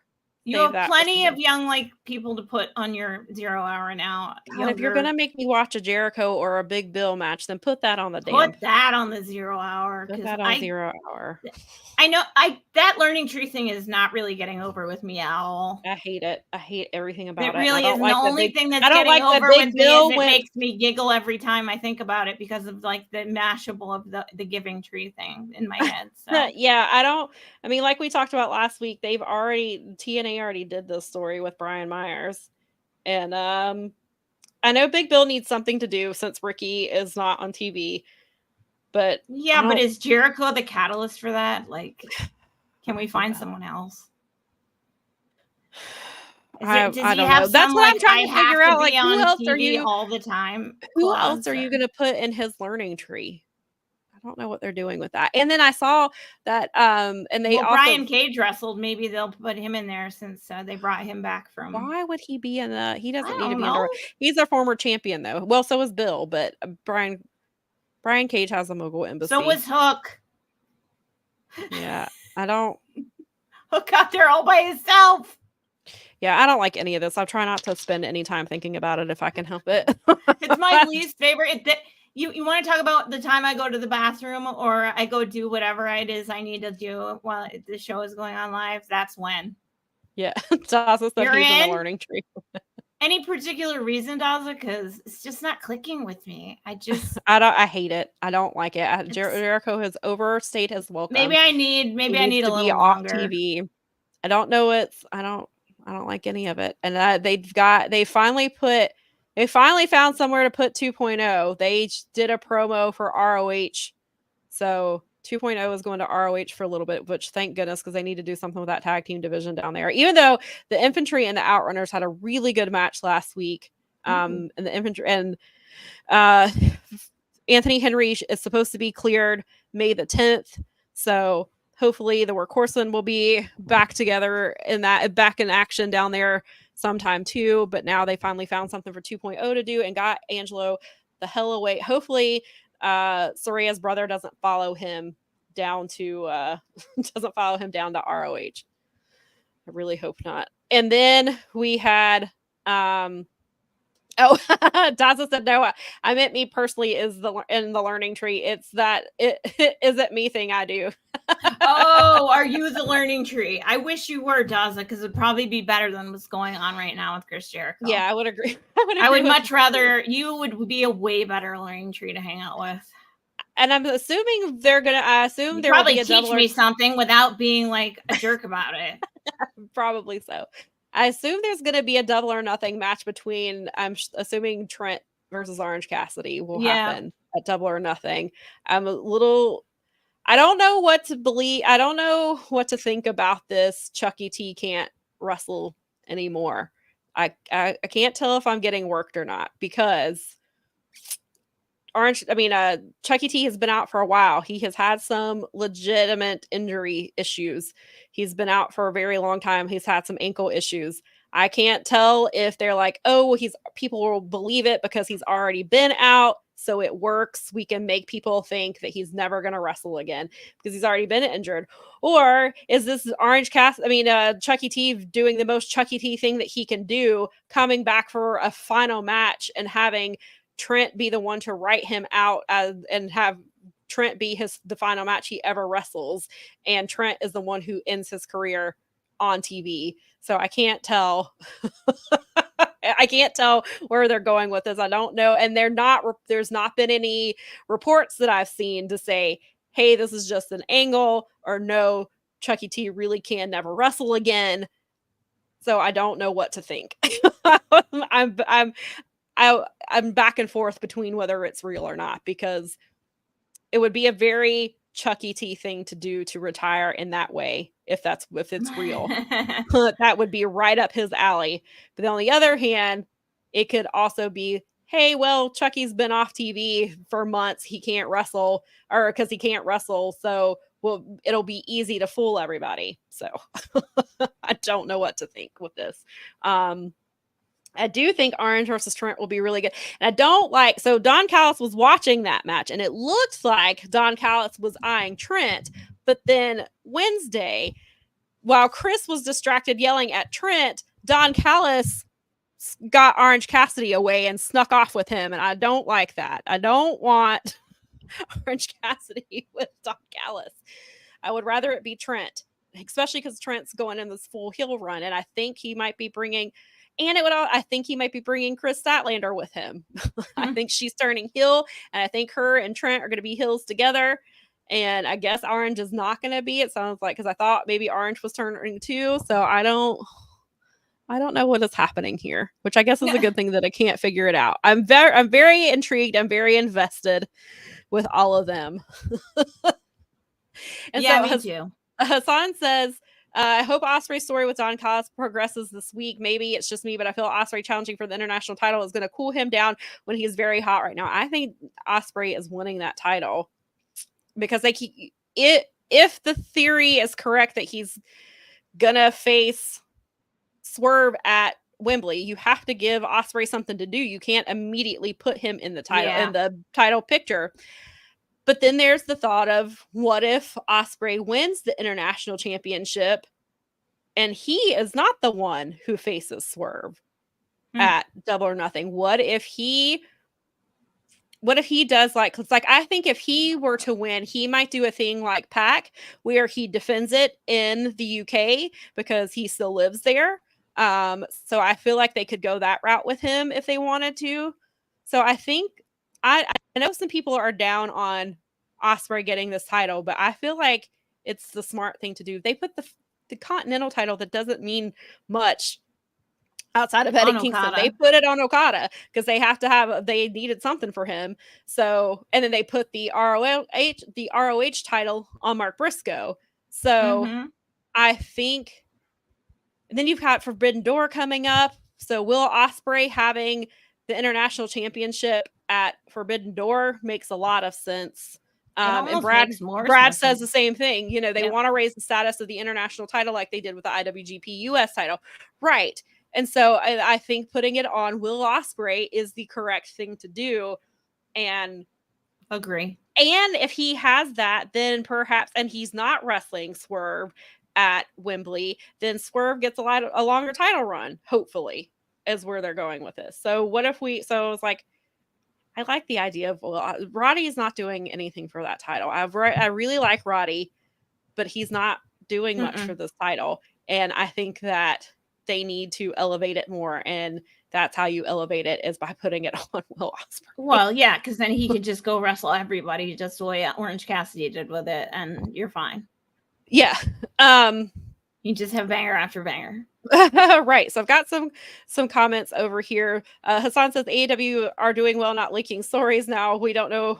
He said we don't know about Kenny or Chucky. Is it real or not? I think Kenny's is real. I think Kenny's is. I don't think Kenny is going to lie about his injuries, especially because he's on Twitch and that's a place where he's not really in character. But as also, as we know, wrestlers lie. They like to lie. Danielson says that Cody taught him to lie. So maybe he is lying, and maybe we're getting played. And I would like for him to be coming back sooner rather than later. Hassan said Tunnel Talk said the same thing about Chuck. It would be on brand for him to retire like that. Yeah, I saw some tweets about it, and I was like, yeah, this would totally be on brand for Chucky to retire in that way. Brad says they want to raise the status of the international title. Oh wait, no, I already read that. My bad. Yep, that's okay. Lauren said, I don't think Ospreay is facing Swerve at Wembley. He's not going anywhere. Why not elevate the international title? Exactly. I think that's a fantastic I agree point. with that 100%. I don't. Who cares if they put that off for a year? Yeah, right. He's not going anywhere. and Eddie brings. And he's not becoming the not best wrestler in the world. Yeah, right.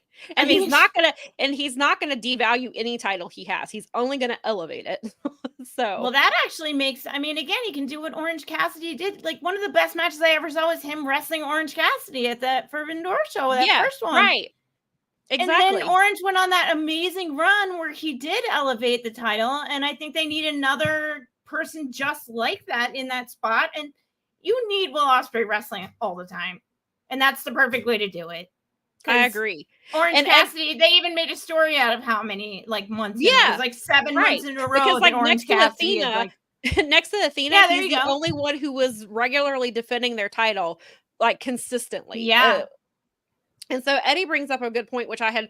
Will Ospreay wants to go to Uganda. He does. He wants to go to SGW, and Lyric brought that up too. That would be if he has the international championship and takes that to Uganda. That would be huge for everybody involved. Because you have MXM, which is Mason Mansour. They were already there. G Sharp was there this weekend. Speaking of tomorrow. As MXM is doing a Twitch stream, and all of the proceeds are going to SGW, and they're doing. I don't know all the details, but that I know they're doing it tomorrow, and I will make sure. Who has the Pan African World Championship right now? Shug is also talking to them. I was wondering about that's because that would be really. I saw cool. Yes, Shug said that he had been talking to the previous social media person there, but he left and they've got a new one. And so now he's having to start talks all over again. Yeah, but he is talking about taking the Pan-African World Diaspora title to Uganda and defending it. That'd be cool too. Yes, he is talking to them about that. So he seems like the perfect person for that's. I thought it was for him. I was like, he seems like he's the perfect person for because I know Queen Aminata is going to be involved in all of that, and I just and so I forgot all about that. That's so cool. If Shug works that out, I will try to get him back on the show and come talk to us about that. Either before he goes, or I'll see if we can't get him when he comes back. Because that would be fantastic. I would love to hear about that. That's so cool. I just love. That's one of those great stories in wrestling where we talk about why the wrestling community is so great and can be so much fun. And that's I love that story. And I love Will Ospreay. The guy is he's a good dude deep down. He gives to a lot, and he's been through a lot of crap. And he also openly talks about his mental health. And I appreciate that a great deal. And I got to give the guy some credit. I know that he's I haven't had a chance to listen, but he did the Swerve City podcast. I think it finally debuted last week. I remember reading about this now because I totally had forgotten. And then I was like, oh, that's the coolest thing ever. There's clubs and groups and it's so awesome. I saw it. There was a 10-minute video of the wrestling club watching Ospreay versus Danielson, and apparently I didn't watch it because it was really long, but I heard They apparently were losing I their love minds, those especially guys. when they got the Tiger Driver 91 spot. Brad brings up a good point. He said, I hope the SGW thing is a real thing. This is wrestling and we've seen people taken advantage of before. I really hope this doesn't happen here. I hope. Big agree. I can definitely see of course, being concerned, but I think the people who have been involved so far, at least on I don't want to say the American side of things because they're not all American wrestlers, but on this side of things, I think these people are legitimate. Like, I think Will Ospreay, MXM, Jordan Grace donating, Joey Janela wants to go over there. We've seen people. G Sharp was just there. Like, I think these people, I think they are on the up and up, and they genuinely want to help.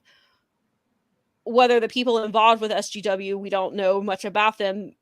That could certainly be a different story. I agree with Brad. I hope that's not the case. I agree too. I hope whoever is involved, whether of. it's a well-known wrestler or not, like, I hope everybody is on the up and up. I hope that they are there to invest in SGW to help them become bigger.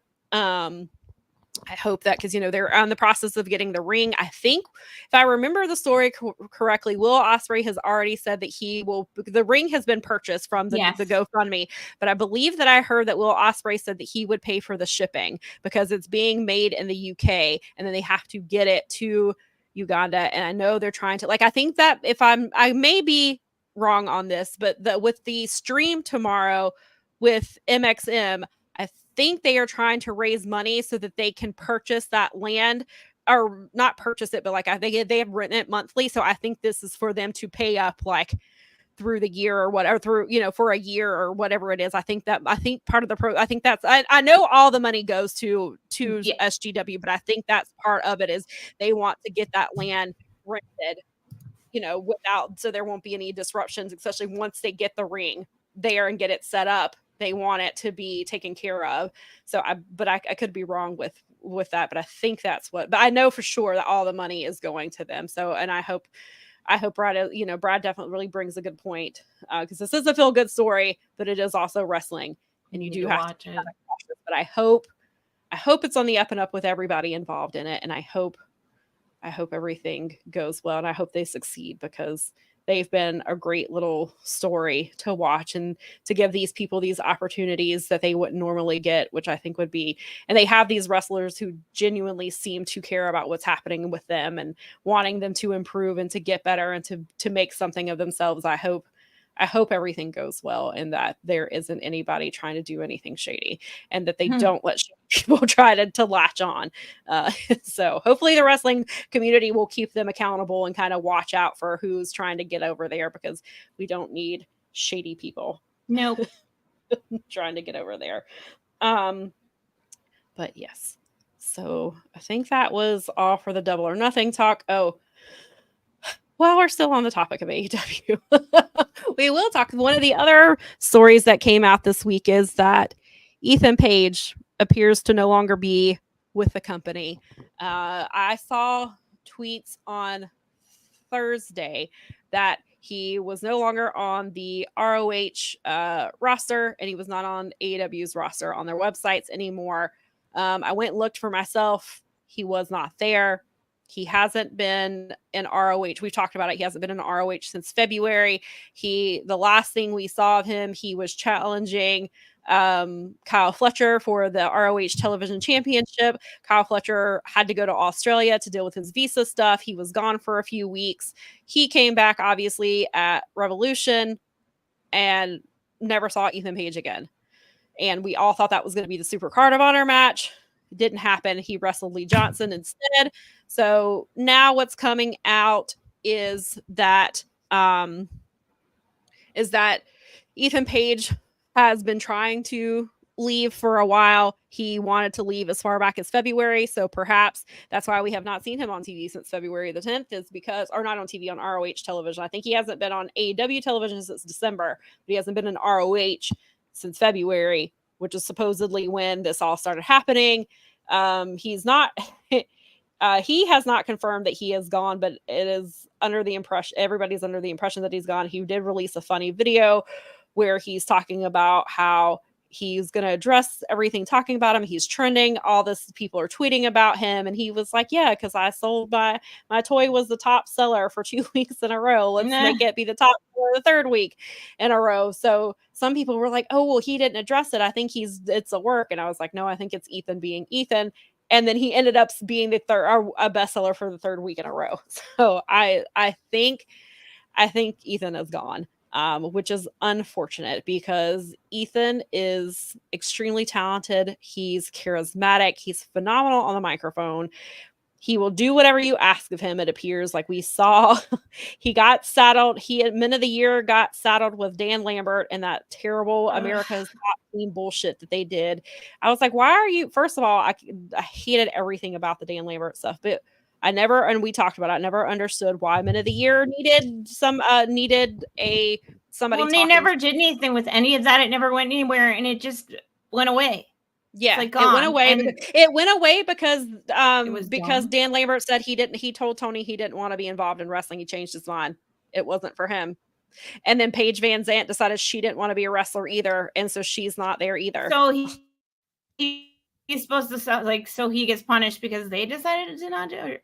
I'm not gonna lie to you. When I saw that he was released, and it's not that I want him to like not have an AEW job because I know he'll get paid better, but if he's back on the indies, I am dying for him to, like, I don't know exactly where he's based out of, if he's close to you. He's he seems like exactly the kind of person that should come wrestle for City.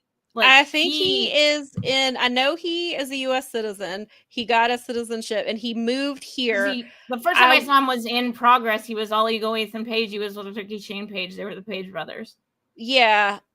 Ricky Shane Page has not done himself any favors. So, well, I didn't know what happened to him, so I didn't really bother caring. No, he's in MLW. But so Ethan is a U.S. citizen then? He is a U.S. citizen now. He did move to the U.S. I can't remember if he is. I wanted to say Detroit, but I don't know if I'm thinking of Danhausen, which I could. Well, Danhausen is from here, yes. But and his wife is Canadian, and so they lived near. Interesting. Yes, so because if he's around here, I want to say that he is. I could be very wrong. I know that he. I would say that if he's around he here, said he moved to. And I mean, because you can book them, and they always have their booking info in there. But Ethan has his own promotion. He's been running it. He just won a title somewhere like 2 weeks ago, so he wasn't injured at all. He's already been announced. He's making his return to Revolver next month. That was announced this weekend. I would love to see him in Deadlock Pro. Like, I think he's going to do fine. I think he's going to do... I don't know. I followed him ever since that because they were so... He just stuck with me from that Progress. That show was like in 2017, I want to say. Mm-hmm. Yeah. He was just one of the people on that show. It was like him, Tony Storm. They were like the people that I was like, oh, these people are fun and cool. Like, yeah, Ethan, where was I going to go with it? Oh, so I've heard some people say they think that Ethan would be great in NXT because some of their people got called up, which I don't know if that thing was still in effect, because remember a couple of years ago they didn't want to sign people over for NXT. They didn't want to sign people over 30, and when they implemented that's why Anthony Henry got fired, and they released Alex Zane as well because of that, because they didn't want, and the women had to be a certain age as well. I don't know if that's still in effect. And maybe that's something that you, even if it is in effect for somebody like Ethan Page, maybe they would bypass that and just be like, we're not going to pass them up. So I don't know. I don't watch NXT. I've heard that NXT it's not like the 2.0 bullshit that they were doing a few years ago. I've watched parts of it. I watched Javon Evans' debut match, which was incredible. And I immediately went back to not watching because it's not my thing. So, I mean, perhaps he shows up there. I don't know that he goes back to TNA for a couple of reasons. They ended things very badly. He did not like his final match. He hated because the karate Karate Man stuff that he was doing was just for his blog, and they made him bring it to TV, and then they made him put it in his final match, and he hated all of it. Scott D'Amore is not there anymore, so I don't know. Yeah, that was going to be the Motor City Machine Guns aren't there anymore, and they are kind of like part of the culture. So it's not the same. So Brad brings up something interesting. He said that he wonders if Paige ends up in D'Amore's new company, Maple Leaf Wrestling, that was just leaked. I had not heard about that, but I absolutely see that happening. That would be awesome. Especially if he can get if they can do like joint shows with his company or something like that. Like that would be around cool here. Laurent says Ethan should have got some of that TV time that people like Jericho and Jarrett got. Correct. Agreed. 100%. Hard agree. Especially after he had that match with MJF in Canada on Collision. That match was super talented. That match was incredible. And he had you, I mean, clearly we knew MJF was not losing that match, but he had you believing that he could beat him. Like if there were other circumstances, Ethan could have beaten MJF. Yeah, I'm a big Ethan fan, so I hope he lands on his feet in a way he's happy. You know what I mean? Yeah, like, same. I hope he lands where he's good. Yeah, I agree. And I'm glad to see that. I mean, he's basically taking bookings immediately, so at least he's not going to be like... He was already doing some bookings. He was joking around about the fact that he needed bookings because obviously he, but I mean, at least he's being, whether it's true or not, and he may just be like me where he copes with humor, but... He's at least being lighthearted and kind of funny about it on Twitter. And he's like, hey, if anyone knows of where I need a job. And part of me was like, why doesn't City have a Twitter? City Championship Wrestling is having Motor City Machine Guns in a month. I could definitely see him I could definitely see Deadlock bringing him in at some point. I think I could see that happening. Ben can point out that it's not like he won't get booked. He'll definitely get booked. I just would like to see him with a regular. Hopefully we'll find out. I haven't heard an update on Scorpio Sky in forever. I assume he's still injured, but I have no idea. Somebody else mentioned that too, and it made me think of you because you're the one that's been like, where the hell is that? Yeah, I know he got injured in that he was filming it for Rampage, and he got injured. Do some TNA stuff? No. He hasn't done any TNA, not recently. No.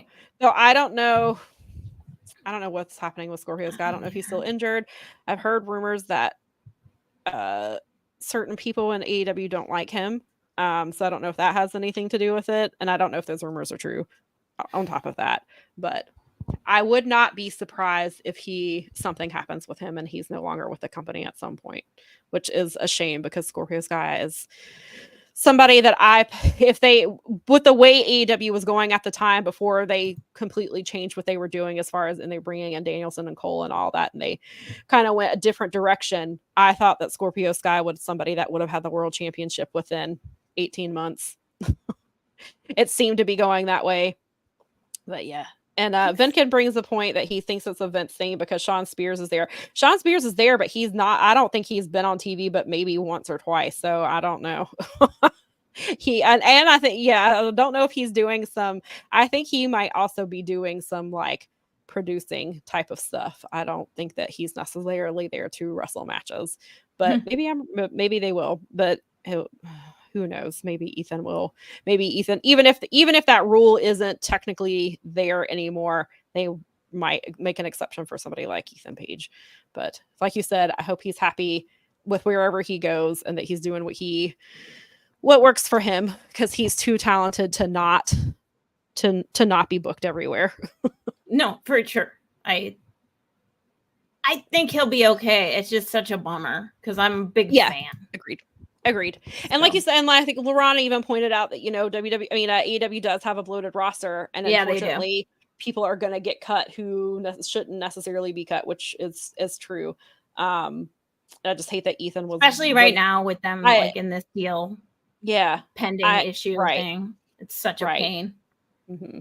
Agreed. So I just hate that Ethan was one of the people who was cut and was not given more TV time because I think that he he he did an excellent job, even like because he was in the whole storyline with Matt Hardy that led to it started on like Brothers I watched Day it. and Yeah, I watched it from the beginning when it started on Dark, and it eventually made its way to TV, and it ended up with the ultimate deletion or the final deletion, which I think the year anniversary was yesterday of that.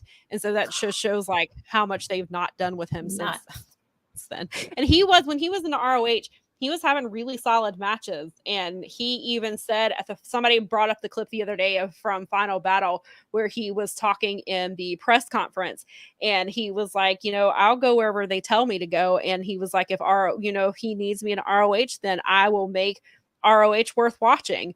And I think he meant it. And I just wish that he had not. I wish that he had gotten, I wish he'd been able to do more down there. And I would have loved to see him be the TV champion because it's like, especially because Kyle Fletcher is so busy with the Don Callis stuff anyway, they might as well just keep him on TV and let Ethan have the title. Yeah. Brad says, unfortunately, there are a lot of people possibly leaving AEW, mainly lower card talent. The roster got bloated, especially at the top of the card. It's either tag up, go to ROH, or you're out, it seems. Well, I mean, they've had Nyla down there in ROH, and she's been doing I think it's because they didn't, for whatever reason, find room for her on TV, which is ridiculous. But in ROH, when she's not doing squash matches, it's nice to see her down there. And I think ROH needs another, besides Athena, they need another strong women's talent like that. And so I hope they put Nyla into a bigger role with ROH once they figure out what the hell they're doing, because ROH it's again, I know that they're coming off of the big show in Jacksonville and Dynasty and like the 3-hour shows. So ROH kind of gets pushed by the wayside. But last week's episode lasted 51 minutes and they had a proving ground match with the Kingdom. And that was it. They had, Queen Aminata was in the main event. It was a really great match. And they showed Athena and Billy watching from the back, but like they're doing the same thing where they're only having like one champion at a time on TV, and they're falling by the wayside again. And I know it's because, and like this Saturday is going back to another 3-hour Collision and Rampage. And so I'm sure ROH is probably going to be like this until the playoffs are over, but it just seems like they get thrown to the wayside. But I retweeted it, but if you watch anything from ROH besides the Aminata match, I would suggest the JD Drake promo. He had like a minute and a half, and James Drake he's always been underrated on the mic, but he cuts excellent promos, and I fuss he's about it all the time. He's one of the first people I saw cut a promo on the indies. Yeah. He cut a promo on our That's great. Yeah, Drake. But Bob called him a softball coach and got a pop from everyone. It was hilarious. Great. I need to make sure I call him JD Drake so I don't confuse him with James Drake in GYB, because that is not the real James Drake. JD Drake had to change his name because of James Drake getting signed. But it's okay, we understand. But yeah, so JD Drake cut a really great promo last week, and he was talking about how like for right now he has to be a workhorse man while Anthony is recovering. And so I hope they let them and Nikki and I have said that a lot. If they let JD Drake cut promos on TV, like people already are like, why are they not on TV wrestling? JD Drake was cutting promos regularly on TV. People would be like, why the hell are they not on TV? Because JD Drake Anthony is a good promo, but JD Drake is a fantastic promo, and I was glad that they got to see that this week. And Hassan asked, will Aminata be gunning for Athena? What they're setting up is a tag match between Aminata and Red Velvet versus Billy and Athena, because of Athena getting dropped on her head on TV. And then I think once the tag match happens, it'll break off into singles matches. And I think that Brad says Queen unseating Athena would be huge for her. I hope it happens and they do something with Athena on AEW and bring up the entire MIT. Agreed. Yeah, Queen Aminata really showed how much of a star she is since she's come back. And I think that she would be a phenomenal ROH champion. I think that would be, I would love to see her be the one to unseat Athena. And then, yeah, and MIT is great. I love them. I love Lexi. I love Billy. I love the three of them together. They're so much fun. So I would like to see that continue whenever Athena gets brought up. And then we do have one fun story of the week. As I don't know if you guys were paying attention to the I believe in Joe Hendry. I have long believed in Joe Hendry. I have talked about him before. I love his damn theme song so much. So apparently Joe decided that it was going to get released as a single that you could purchase on iTunes and Spotify, and he was thinking of a way, basically, it seems, to bring attention to Impact or to TNA. So he succeeded. So he released the single Monday, and it charted like on the daily, because they have like a daily chart and a weekly chart, and he was on the daily chart like on Monday. He was like all kinds of like he was charting in Germany, he was charting in like just all over the place. I love that. That always makes me so happy. Yeah, and so on the US iTunes on Monday, and he reached number 6. Nice. And then he had a list of like all the places he charted, but then he started charting in the UK and like daily, and then so the big thing was Friday. They were trying to get to Friday so that to see if he made the weekly chart. And so they do. So official charts in the UK is their version of Billboard. So in order to get on those charts, they generally rely on radio airplay, streaming, sales, all that kind of good stuff. And so then they have a chart that's strictly for sales only. And so with the sales only stuff, Joe Hendry made it to so I believe and Joe Hendry made it to, it reached number 4 on the UK official charts downloads, and it reached number 6 strictly in single sales alone. And he was going up against Taylor Swift, who just had a new album come out 2 weeks ago and has dominated like all of her songs. All of her songs are charting. Era. And then Hozier obviously is huge in the UK. Well, I mean, he's huge here too, but in the UK, he's from Ireland, so he's charting very well. So he's going up against Hozier. So he was very excited about where he charted. Like, I think Wednesday was his birthday, and he was like, "This is all I want for my birthday is just to do this." And he was doing interviews for like random different like newspapers that don't pay wrestling any attention. And he's like, "Look, TNA, you're featured on this, and I got TNA featured here." And like, so it was a really cool thing. And he's like, "I just want to have the music industry look at this and be like, what the hell is this? Like, what is Joe Hendry?" And like, it was funny because somebody tweeted him and they said, "Who are you? And why are you getting more? Why are you higher than Taylor Swift?" And he would just post a picture of him, a picture of himself. And he had a lot of fun with it. And okay, so that's awesome. I got it on, because right now I have a free month of Apple Music, so it was free. So I found it on iTunes, and I did go ahead and buy it because I was like, why not spend $1.29 to help him out? It didn't help as much in the US, but it's still there. And so I love Joe Hendry. I think he's great. Yes. Say his name and he appears. Hopefully, we have said his name and he has not appeared, but he has appeared in our hearts. I mean, if he ever appears, that will be the greatest thing ever. We will greatly appreciate it. But I'm ready. I believe. That's, you know what? Good on him. That's fantastic. Like, work it, man. As our good friend Jeff Hawkins likes to say, get paid. Right. Like, yes, right exactly. On. Like, people love it. Yeah, I'm so happy for him. I thought it was a lot of fun. Now I need to listen to it so I can sing it for karaoke. Hopefully my karaoke oh my god, DJ it's like the song is like a minute and a half, and it's just it's so good. Is it fun? Like, because yeah, it's karaoke fun. It's tricky. There's like a whole. I wanted to start putting out here to you guys, especially people like I know that are music lovers. People think that you can just sing any old song for karaoke. That is not true. Do not pick like Knights in White Satin. You will regret it. I'm kidding. That was an extreme example, but it's so Joe funny. Hendry like it's very upbeat. There's clapping involved. Oh, wonderful. Guitar, perfect. Like it's perfect. It's like I need to go listen to it. Actually, I think it's less than a minute and a half. I think it's like a minute and 21 seconds or perfect. something. And yeah. And Venkin says any person asking on Twitter who the hell Joe Hendry is gets spammed with pictures of Joe Hendry. It was a fun time. Okay, on that Twitter sounds like that's my jam though. That's the internet that I like.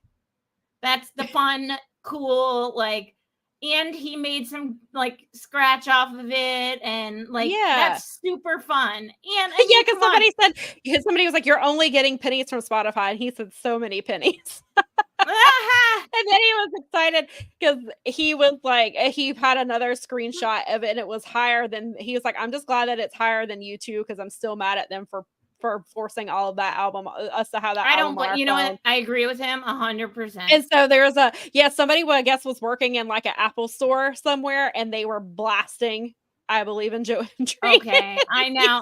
I maybe I've heard it and I don't realize it because I'm terrible with like who sings what. Like I know songs, but I don't even know that I know them. It's his theme. It's Joe Hendry's theme song. That way. He's in TNA. So if you watch TNA, like he's involved right now. He's in a storyline with AJ Francis and Rich Swann. I have not watched. I know that he cut a version of, because he likes he'll do a thing where he writes a song based on his opponent. Oh, that's awesome. That's like his thing. And he did that on the Indies and he brought it to TNA. I've not finished this week's episode, and I know I could watch it online, but I want to just watch it when I finish the episode. But he did one on AJ Francis and Rich Swann. He used Creed's Higher to make this song. And people keep talking about how good it is. I have purposely avoided it because I wanted to finish watching it on TV. So only got like partway through because I had to watch a week before his episode. And so I have only partially gotten through this one. But you need to share that teleporting tech then, Megan. Yes. Yes, he can teleport. I did see that because they were. Teach me how. I need that. They were out with Gia and AJ and Rich were talking about him, and they said something about like, if you say Joe Hendry, he appears, and then all of a sudden he teleported and was on stage with them. Dude, I need that. I need to believe in him so he can teach me to teleport so that I can see people I want. I need you people. I need to be able to be like, I need to be with Nikki and Sam and have coffee right now. Right. And now I need to teleport somewhere. I believe in Joe Hendry. Screw me up. Yes, that's all you have to say. Say it 3 times. Instead of, there's no place like home. I believe in Joe Hendry. No, you say the place that you want to go, and then you say, I believe in Joe Hendry 3 times. And then you clap instead of clicking. Spin around and snap your finger. And you'll automatically be teleported. There we go. It's like a Harry Potter thing. Oh man, that would be great. But yeah, so TNA has got a lot of, not great things happening for them right now. So I'm glad that Joe Hendry has brought some positivity to them and to himself. And we'll see what happens if he can still chart next. I guess he's going to keep it up and see if they can chart again next making week. Wrestling Twitter great, Joe Hendry. We please do. It. Joe Hendry's fantastic. I love that guy. And I do want to go back up to this comment that Nikki, it came up when we'd already started to talk about Joe Hendry, but she said she told Drake that she couldn't wait for him to cut promos on people, and he said that they weren't ready, and she said, hell no, but I am. I'm with you, Nikki. And also can confirm because I heard like I was standing there. Them not being ready almost makes it better. Right. All right. Maybe that's it. AEW couldn't handle Ethan Page. They could not. Or JD Drake. No.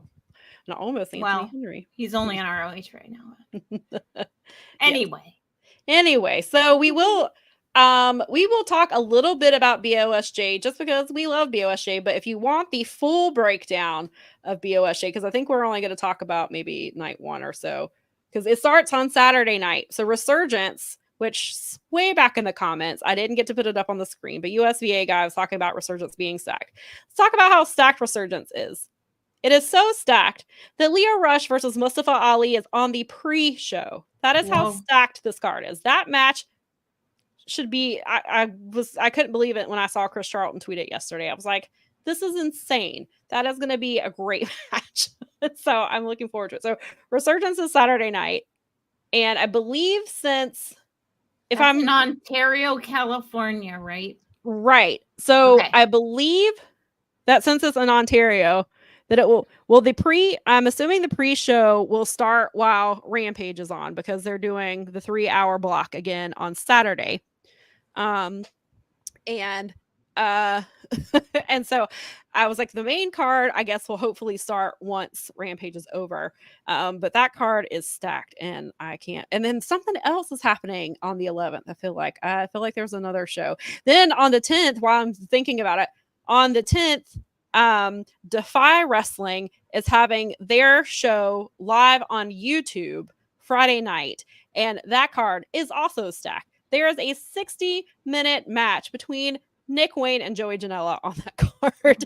And there's like, I saw that Vert Vixen is wrestling. There's a couple other, there's like some really great matches. And the 2 nights of, I haven't gone to the Jeff Cobb match yet, but I've heard a bunch about it, but I don't care because I'll watch those two wrestle, Jeff and Zach wrestle. But there's night 1 and night 2 of Don Taku too. And I just started. Like I just got into the first night. So I'm trying to catch up. I haven't seen anything from Don Taku. I haven't watched. I just want to see a bunch I've seen of on Twitter matches. They're just like, I want to see the Zach and Jeff Cobb match because I love watching them wrestle no matter what. Me too. I mean, I know the outcome, but I don't care about being spoiled on the outcome. Like, and then John was telling me that there were a bunch of matches on there that I'm really interested in, and I do want to watch them. Nice. So, yeah, I don't know if I'll go back and watch all of Don Taku. I love the new app thing now because you can actually just click on the match. Right. Yeah, which is super helpful. He said Mustafa will win. Sorry to disappoint you. That is not a disappointment. I love Mustafa. I love Leo Rush. Like I love that. I've been a fan of his for a really long time. I love Leo, but Mustafa's. I didn't have any. I didn't think Mustafa was gonna lose. I don't think he's like 32 or 33-0 right now on the Indies. He might be a little bit further along than that now, and it's not a Goldberg record. He's actually out here winning matches. Yeah, Brad said that he hopes to see more Leo in New Japan proper. USVA guy says Leo will only show up if he makes a proper commitment. He cannot let his demons get the better of him. I agree. I would love to see him in New Japan more. I hope that regardless of where he's at, I hope he can not let the demons get the better of him, especially he's doing some really great work right now, especially with the Blackheart character. He has kind of evolved that. And I hope that he can do better. And then he kind of got, he's talked about what happened to him the last time. He got really sick while he was there. He had like 104 fever, and that screwed a lot of things. And Venkin, that was disputed by both Mustafa Ali and by Rocky Romero. That was not true. That he did not say that he didn't want to lose, and that's why he's not in BOSJ. That's been disputed by Rocky Romero himself and Mustafa Ali himself. So we'll see how true that is, but I was like, I don't think that's true, but maybe it is. Brad said, I still don't care about Ali's gimmick. I can't stand most of it, if not all political-based gimmicks. It's done nothing for me. I enjoy it because this was the character he was trying to get over in WWE, and it literally scared some people, and they refused to let him do it. And so I enjoy what he's doing. I think and I understand that it's not for some people. I totally get that. And I've heard some people say the same thing, Brad. So I totally get that, but I enjoy what he's doing, and I think Mustafa is still really talented, and I hope that hopefully it'll get over for some more people, and so that he can do it. And I think he's booked through TNA through the rest of this month. I haven't seen him post a schedule past that, so I don't know how much longer he's in TNA, because I think it was just a short-term thing. He's not signed anywhere. He's still a free agent, so we'll see if he's in New Japan more. If he ends up being in the G1, I don't know. Or maybe it is true that he doesn't want to lose, but like I said, him and Rocky Romero both dispute that. But maybe they're just disputing it because they have to look good. So maybe there's that. So we'll see. But back to BOSJ. I'm very excited for BOSJ to start. It is one of my favorite times of year. And the only thing is now WWE watching is going to get in my way of some of this. But my schedule has changed somewhat because there's one website I'm not writing for anymore. So it has freed up a couple of nights for me. So hopefully that'll help me with my BOSJ watching. And now that they have the app where you can just go to the match itself, then hopefully that'll make it. Except for now, it looks like they're doing like where they normally do, right? Where they're doing all 10 matches every night I think is what they're doing. I don't think there's. I think that there was something in them. I feel like they said that it was single elimination and that they were doing like every block every night kind of deal, like the way that I can't remember how the format was because it snuck up on me. I realized when you put it in our notes, I was like, oh crap, we've been talking about this, but they did announce these blocks this week. Yeah, when I was looking at what to talk about, I was like, oh crap. I was like, well, by the time we go live next week, BOSJ will have started. So if you want the full, and what I was going to say is if you want the full breakdown of both, I guess, Resurgence and BOSJ, I assume Speaking of Strong Style, will have you covered on. They are Thursdays at 5:30 p.m. Eastern time, right on this very network. So make sure you're subscribed to this channel and you can go check that out. They will definitely, and I'm sure they're going to be on top of everything happening in Resurgence BOSJ. They will have you covered. And then, of course, there's the Dynamite show on Wednesday nights. There is also the new Joy of Wrestling with Paul Fontaine that he generally does live on Monday nights, but he was kind enough to work with my schedule and we went live last Sunday. And I talked about, because obviously if you can tell by the title, the Joy of Wrestling, you talk about something that makes you happy, and wrestling, you talk about, and so I went with All In. I got to go to the original in 2018, so I decided to wear my Starcast shirt today because I got to go to the first one, and it was just a lot of fun. Just reminiscing about that show and like being excited about what was happening with those group of people, which eventually led into AEW, and how AEW was supposed to be in that vein, and it's kind of gone away from that, which is where that Restore the Feeling has come from, is because they want to feel like it was in the original days. I didn't get a chance to, because it was a very quick conversation. It was like a half an hour, and we covered a lot of ground. But I've talked about it on here before, like it's because of All In that this podcast is happening. Like, because I was not writing about wrestling until the next year, when it was getting into when the AEW was a thing and they needed coverage for the Wednesday Night Wars. So I started out with Fansided, then they got rid of wrestling coverage and I moved over to Daily DDT. That has led to other websites, has led to this very podcast. And so without All In, I don't know that I would be, which All In leading to AEW, I don't know that I would be doing this. So All In definitely holds. And then I wouldn't have met Sam and I'd be sad. I mean, I wouldn't know the difference, but I'd still be sad. I'd feel profound sadness and not know why. Yes, exactly. Me too. We would be like, something is missing and I don't know what it is. I know. I feel like I should have had a friend in this time. Right. Thank goodness for that original All In. Yes. And that tent in Ireland. Right. I saw them, and I've got to get back caught up on the other two episodes of The Joy of Wrestling that I have not gotten to. I got to the first two episodes, which were really great, and it's cool. And so I need to watch the other two that came. I think it was episodes 3 and 4. But it's really cool just to hear the different things that make people excited about wrestling, and guess because it is very easy to get caught, especially doing what we do. It's very easy to get caught up in the negativity, caught up into for some people getting caught up into the tribalism type of stuff. And sometimes we just need to be reminded that wrestling is supposed to be fun and there are things that get you into it. And so it's a really cool concept. And I'm glad that that Paul has started that and had me on. I would definitely recommend it. Daza said, I was on Joy of Wrestling, and after Meltzer texted me to say it was the most moving wrestling podcast he'd ever heard and changed how he thinks about wrestling. True story. And then I actually want to watch yours, Daza, because it was you this time. It was. And Daza said, that's Albert Meltzer from work, not Dave.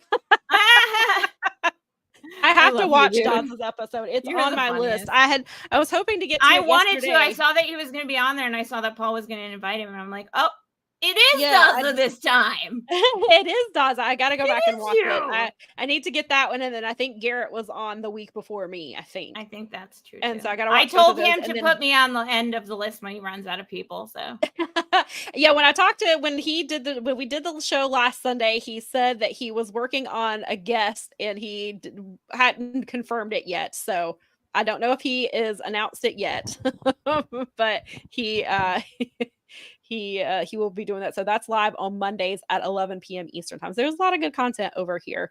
Yes, thank you. He's some great stuff. You two are so awesome. We think you guys are awesome too. Thanks for being in the comments. Yeah, thanks for hanging out. We appreciate that. But yes, so back to BOSJ. Yes, real quick.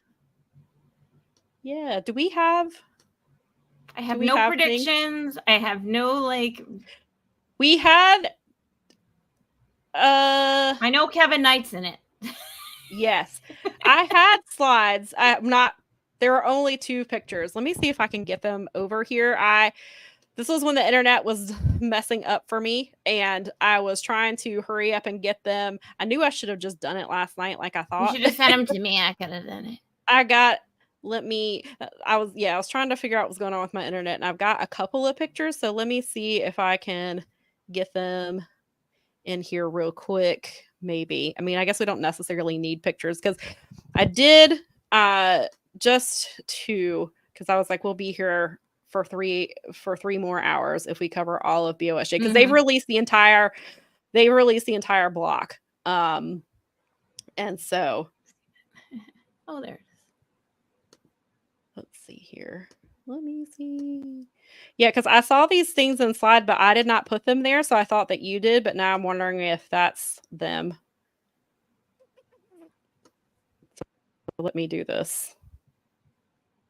Oh, come on. This is what happens when you're live on air and trying to do things beforehand. We should be shuffling notes or something to keep it authentic. If you came to the beginning of the show, that you will understand, you will know that I was having internet problems and we almost didn't have a live stream today because my internet has been playing me all weekend. But because we believed in Joe Hendry, her internet was saved, and yes, Joe Hendry saved Sam's internet, and Joe Hendry helped the stream appear. Yes, and I do want to go back to a comment that Brad made. And he said that he hopes that BOSJ restores the feeling that it revitalizes his love for his fandom for NJPW. This year has been a rough one for them. Yeah, I would agree. Like, I thought Windy City Riot was phenomenal. I haven't really kept up. I haven't watched with. I didn't watch Don Taku or anything like that. I've been paying attention to what's been going on, but yeah, I'm hoping BOSJ kind of revitalizes that, especially since somebody is no longer here. That is helpful. Can we remove this banner and get that out of the way? I'll get that out of there. So I've got just 2 pictures. So here is the entire, these are who all is in, who are in BOSJ 31. There's some really fantastic talent here. There's of course, there's people who've been in this already, like Despy, Bushi. We've got, Doki. Is Chase Owens in it? He's always in it, right? No, he is not in it. What? Thankfully. No, he does G1. Oh no, wait, he's the G1 standard. He does That's G. Right. He's Fale in G1 now. Yeah, he is Fale in G1. I guess Fale was getting old anyway, so someone had to replace him eventually. Right. And so then we had it was supposed to have been Taguchi, but Taguchi almost 3 weeks ago, he got hurt in a bicycle accident. Apparently scraped up his hands and face really bad, and he hurt his shoulder, I want to say. And so he was replaced by Kushida, which is exciting. The Kevin Knight interview will hopefully be coming this week. I started it last week, but got sidetracked, and then WWE decided to do WWE things. And so I'm actually going to try to transcribe some of it this weekend. I want to try to get this up before BOSJ starts, because he did talk about BOSJ. We talked about Kushida being in BOSJ. This will be Kevin Knight's second BOSJ. We talked about what that, because this is obviously a very grueling schedule, so we talked about that some. But yeah, so there's a lot of, and then Hayata is in this, and then I believe it's what is his name? I just blanked on it. His name is Dragon Dia. And he is from Dragon Gate. I'm not familiar with him, but it seems like people were pretty excited to have him in there. So they have that triple of the event with all the promotions coming up all soon together. Too. That's tomorrow. Well, it's the 6th, right? Is that today?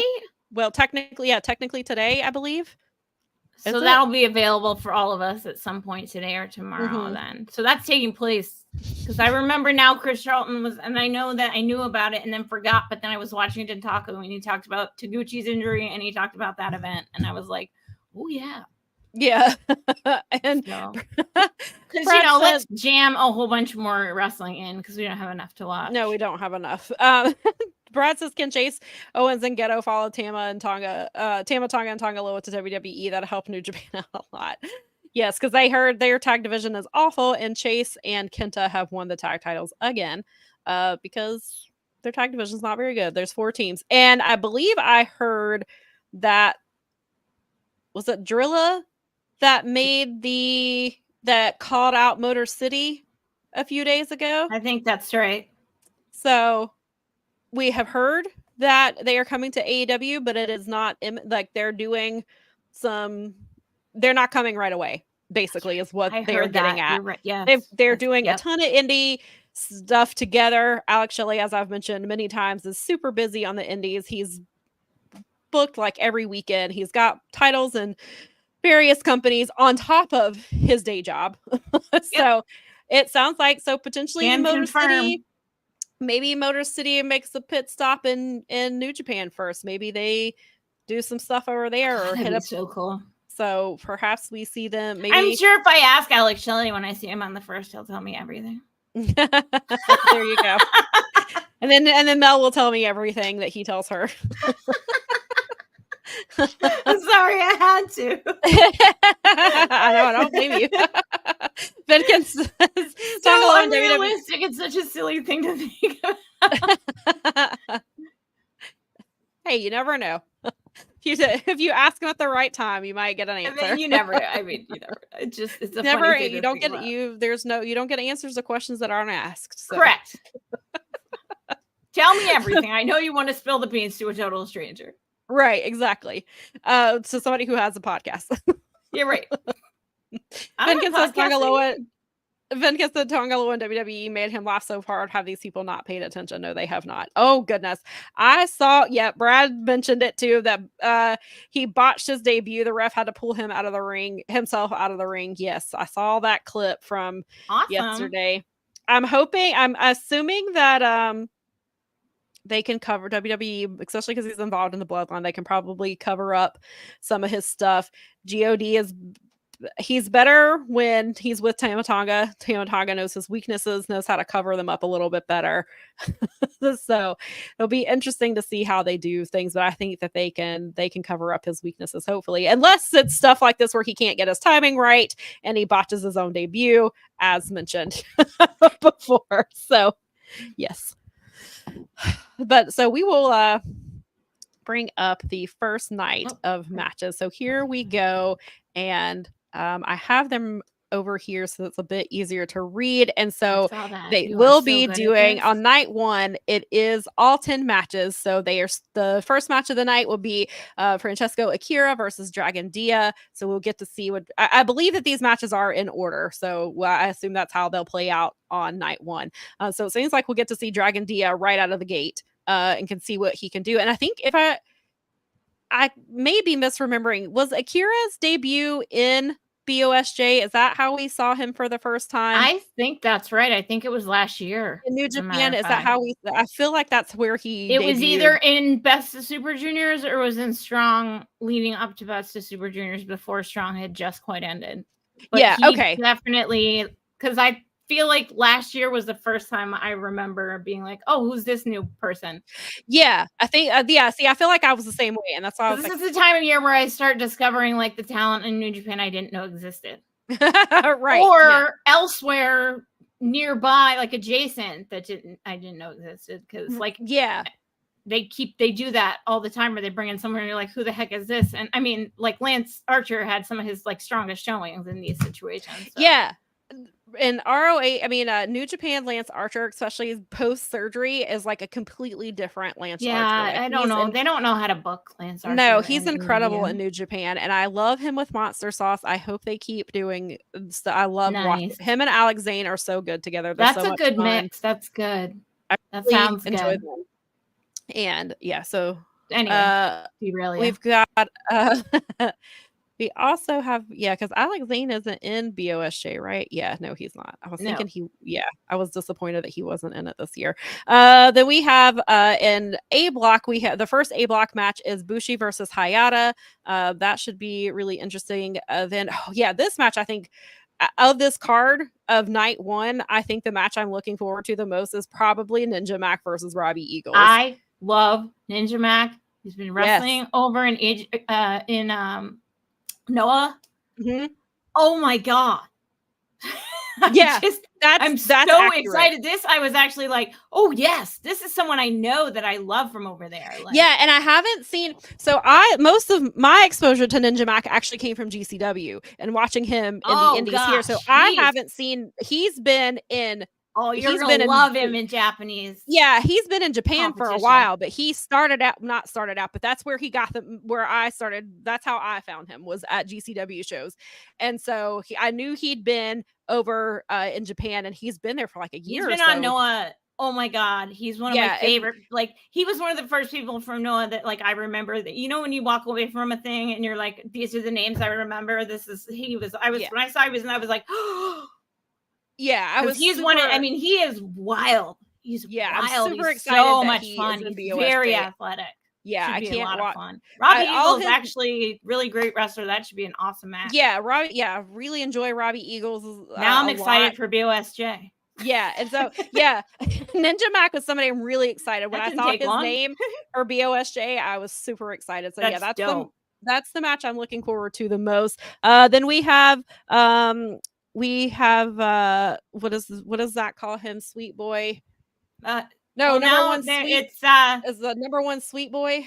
He was Ichiban Sweet Boy for a while. Yeah. And now is someone calling him Ichiban Meat Boy for some reason? Or is that somebody stealing his I don't remember, because I haven't been keeping up as closely. I think someone's stealing his gimmick. Yeah, I haven't been keeping up with him as closely. So I can't remember if they are. I'm not sure if there's a new nickname. That's pretty big though, because he's pretty young, and they just right into BOSJ, man. Yeah, that's what I'm saying. So Kosei Fujita being in BOSJ is a pretty big deal for him, especially Andy's there to represent TMDK, and he is wrestling Kanemaru in his first match. Kanemaru is usually one of those people in BOSJ that has solid matches, but he is there to help put people over. He's there to put people over, but he has really solid matches, and so I think that's Fujita. I think that's a good first. Well, it's good for Fujita. That's what I was gonna say. That's a good first match for Fujita to have in BOSJ, because BOSJ, like we talked about, this is a really grueling, competitive thing. The tournament is really grueling, and so I think. And he's gonna be. As someone who did this because I ended up, I varsity as a freshman, but I was significantly younger, because mostly varsity is like juniors and seniors, and I was a freshman, so I'm like a 16-year-old playing as like 19-year-olds. Right. He's one of the younger, not smaller, but he is one of the younger lions in this group that has less. And so this is like a huge, he's awesome, and I've seen him do well, and I'm really excited to see him in here. This is like, they are giving him the ball here. Yeah, this is a huge test for him, especially because I'm excited. I hope because they're elevating the other four. This is a good time for Fujita to kind of see what he can do and to kind of step up. Like you said, they're giving him the ball. This is a grueling tournament. This is a lot for a new person to be in, and this is a good. Even for people who are outside of New Japan, this is a grueling thing, and it's hard for them. And so I think even for Fujita, I think it's going to be a good test for him. And so the very next match we were getting ready to talk about is USVA guys, and he can't wait for Drilla versus Show. Let the shenanigans commence. Well, there will be shenanigans. At least we know that. Yes. That definitely, that'll be a good one to see. And then they've got Blake Christian versus Clark Connors. I'm really looking forward to that one. Good. I love Blake Christian. I know that he is a little shithead in GCW, and then he's very tame in ROH when they do use him, and he's just there basically to lose matches.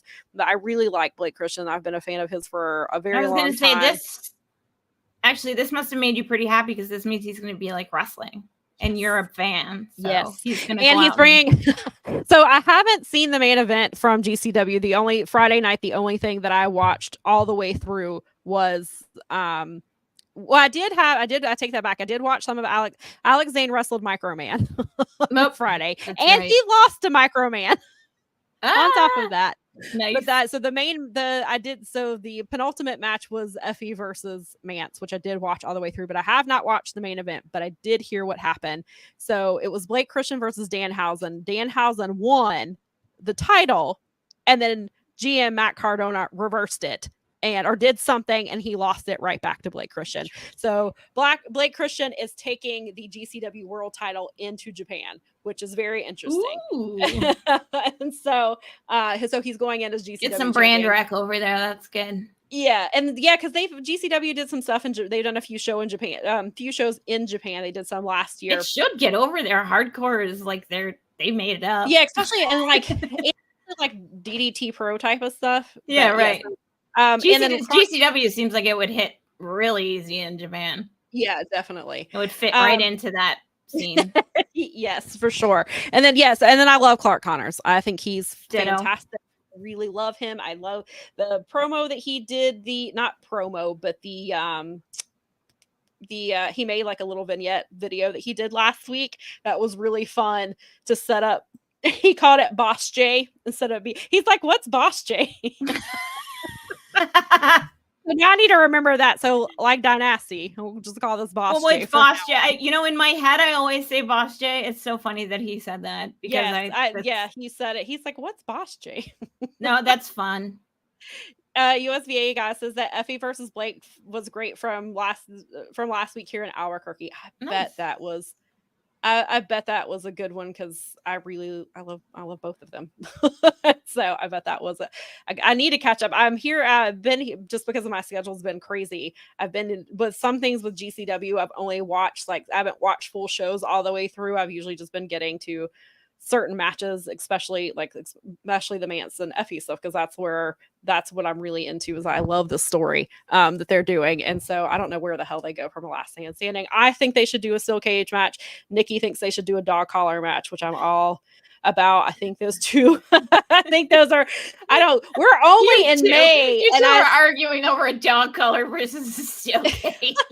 No shit. These were our ideas. So we agreed with each other's ideas. We were like, well, where does this go? How do you go from this very bloody last man standing match? Like, what is next? And I said maybe a steel cage, and Nikki was like, dog collar, and I was like, maybe it can be a dog collar and a steel cage. Maybe so. Listen, those two, I wouldn't put anything past those two. They just want to beat the living hell out of each other. I just love that you and Nikki, you're like, still good, still color. You guys are like the best. So back to BOSJ. Anyway, we've got another B block match is Doki versus Ishimori. That should be a solid match because both of them have been in quite a few BOSJs. I don't know the exact number, but I know that they've been in quite a few of them. Then for A block, we got Kevin Knight versus TJP. Obviously rooting for Kevin Knight to go. I hope he goes far in this tournament this year. Then we have his Intergalactic Jet Setter tag team partner in the next match. He is in the B block, which is very interesting. So I was like, perhaps we see Kevin Knight versus Kushida at some point in this tournament. But we've got Kushida versus Haramu, which this also is the other match that I'm really looking forward to because I love both of these guys so much. I'm a huge Kushida fan, a huge Haramu fan. I will be happy with either outcome. I love both of them. And let's see. The last match of the night should also be really good. It's El Desperado versus Teton. Very excited to see Teton back. I always enjoy his matches. Yeah, Teton's great. That's how I first saw him was in BOSJ. Yep.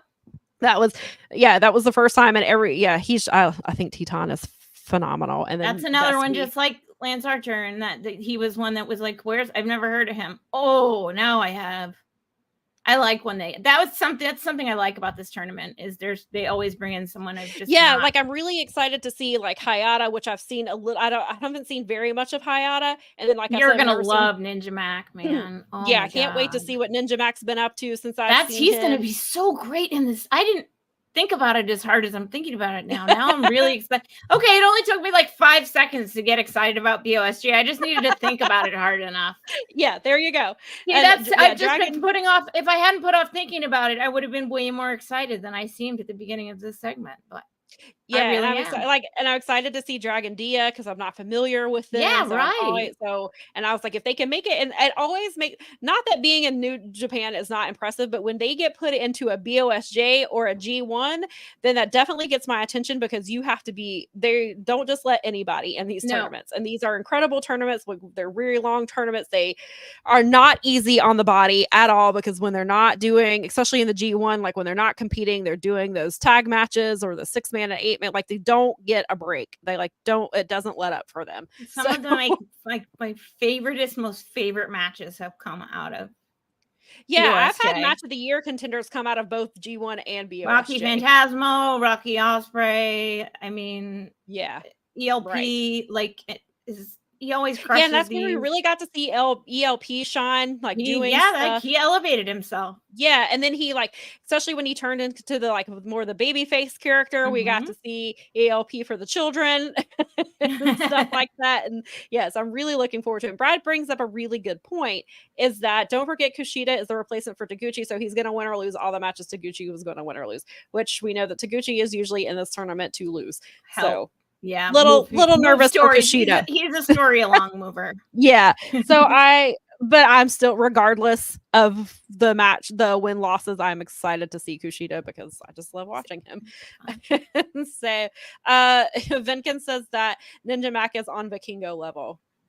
Well, Ninja Mac's a lot of fun. I can't wait to see him now. Like I said, I haven't really seen him in the last couple of years, so I'm really looking forward to that.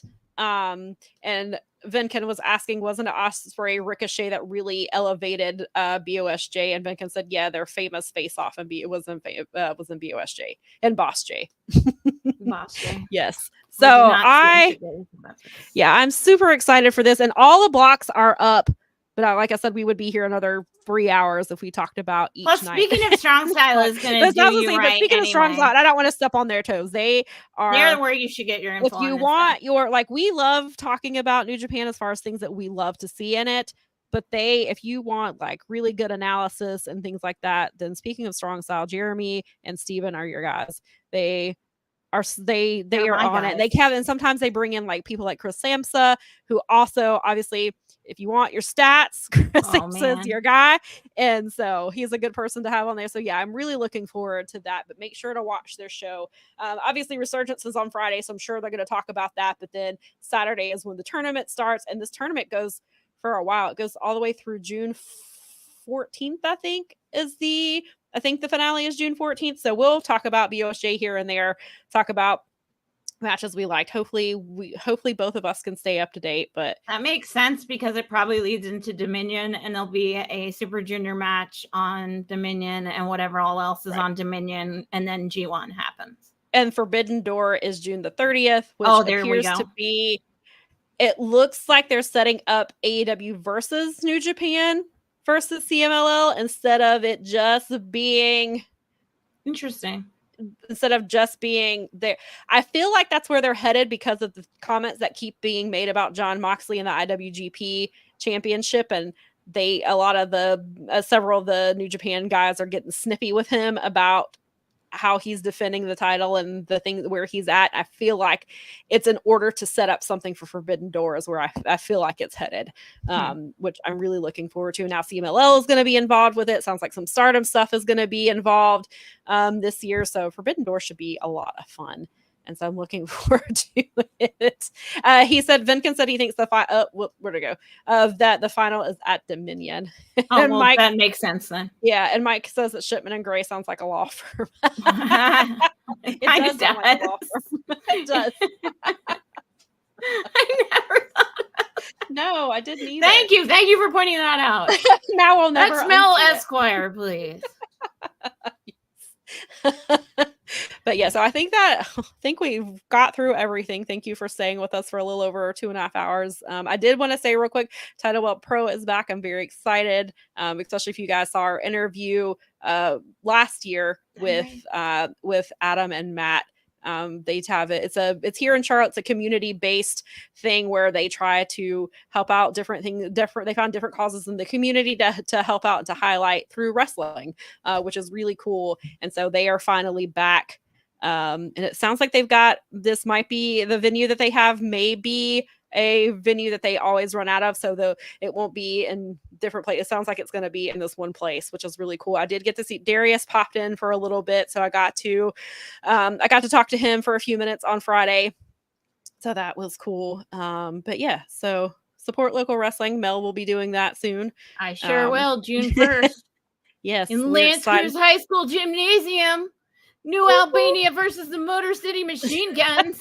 Mel sent me that promo yesterday, and I was like, I mean, they're just spitting facts. They're hilarious. And actually, New Albania, they're pretty fun.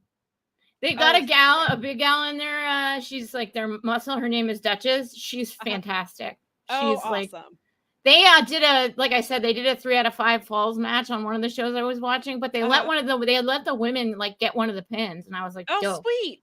It was freaking awesome, and they've got some good. Like, I'm excited because this was like they know what they've got their stuff together. It looks like good. So. I mean, obviously, as John Muse has been telling me the whole time, if the guns support it, it's good.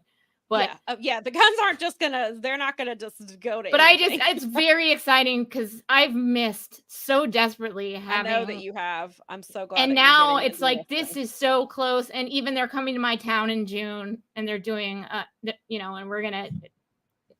My brewery actually brought the ring skirts for that. So that's so cool. Yeah, we were like, what can we do? And I was like, how did I not think of that? And he's like, they told me how much it would cost. So I was like, I'll do it. And I was like, yay. So their show in our town is going to actually have the brewery on the ring skirts, which is a lot of fun. Cool. Yeah. So they're it's really cool. It's so much fun that they're like some of the people at work right directly in our community here. And I'm just very excited. Yeah, definitely. I would be just like you. Excited. I'm excited for you. You have I know you've been missing indie wrestling, and then you're getting Motor City on top of that. So well, yes, I mean, and I'm getting to see them for $20 total. Yeah, which is insane. Listen, a meet and greet with them. Oh, I know, it's amazing. I did it. It's worth it. I'm just happy. I did the meet and greet with them at DPW last year.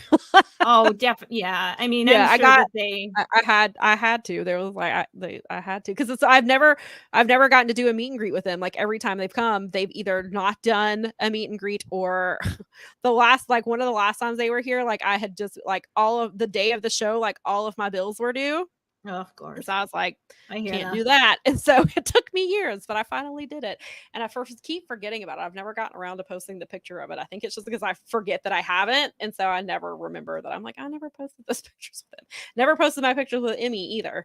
We'll both share them. We'll share maybe if I get a picture, we'll share them at the same time. There we go.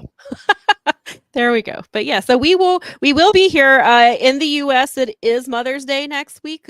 We may have a guest. We had a guest scheduled, but then pointed out to them that it is Mother's Day, and I don't want them to get in trouble with their wife. There is a mother that must be taken care of on that day, and we want to make sure that she is the first consideration. We may have a guest next week, but they may be rescheduling. I have a feeling they may be taking care of their favorite mother. Right. I need to remind them again.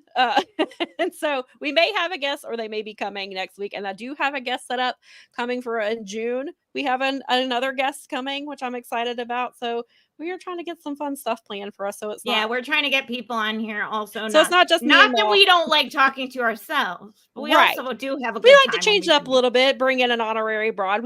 This will be new at least one honorary broad. Wait, this will be person that's scheduled for next week. No, they've been on here before.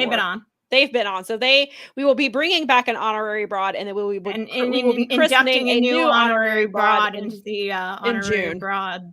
Yes, on nice broad day room. Of all days. It's the honorary broad room. Yes, sorry, honorary broad room. Anyway, no, all right. Now on that note, I think it's time for us to go. We need to get out of here. Thank you guys for spending time with us, and if you're watching the replay, we appreciate that too. And we will be here. We will be here on Mother's Day. I might try to have to get out of here a little bit faster so I can go celebrate with my own mom. But we will be here at 1:00 as long as my internet decides to cooperate. No, Brad. No, Brad. Whatever you said. All right, we're getting out of here. Have a nice week. Have you?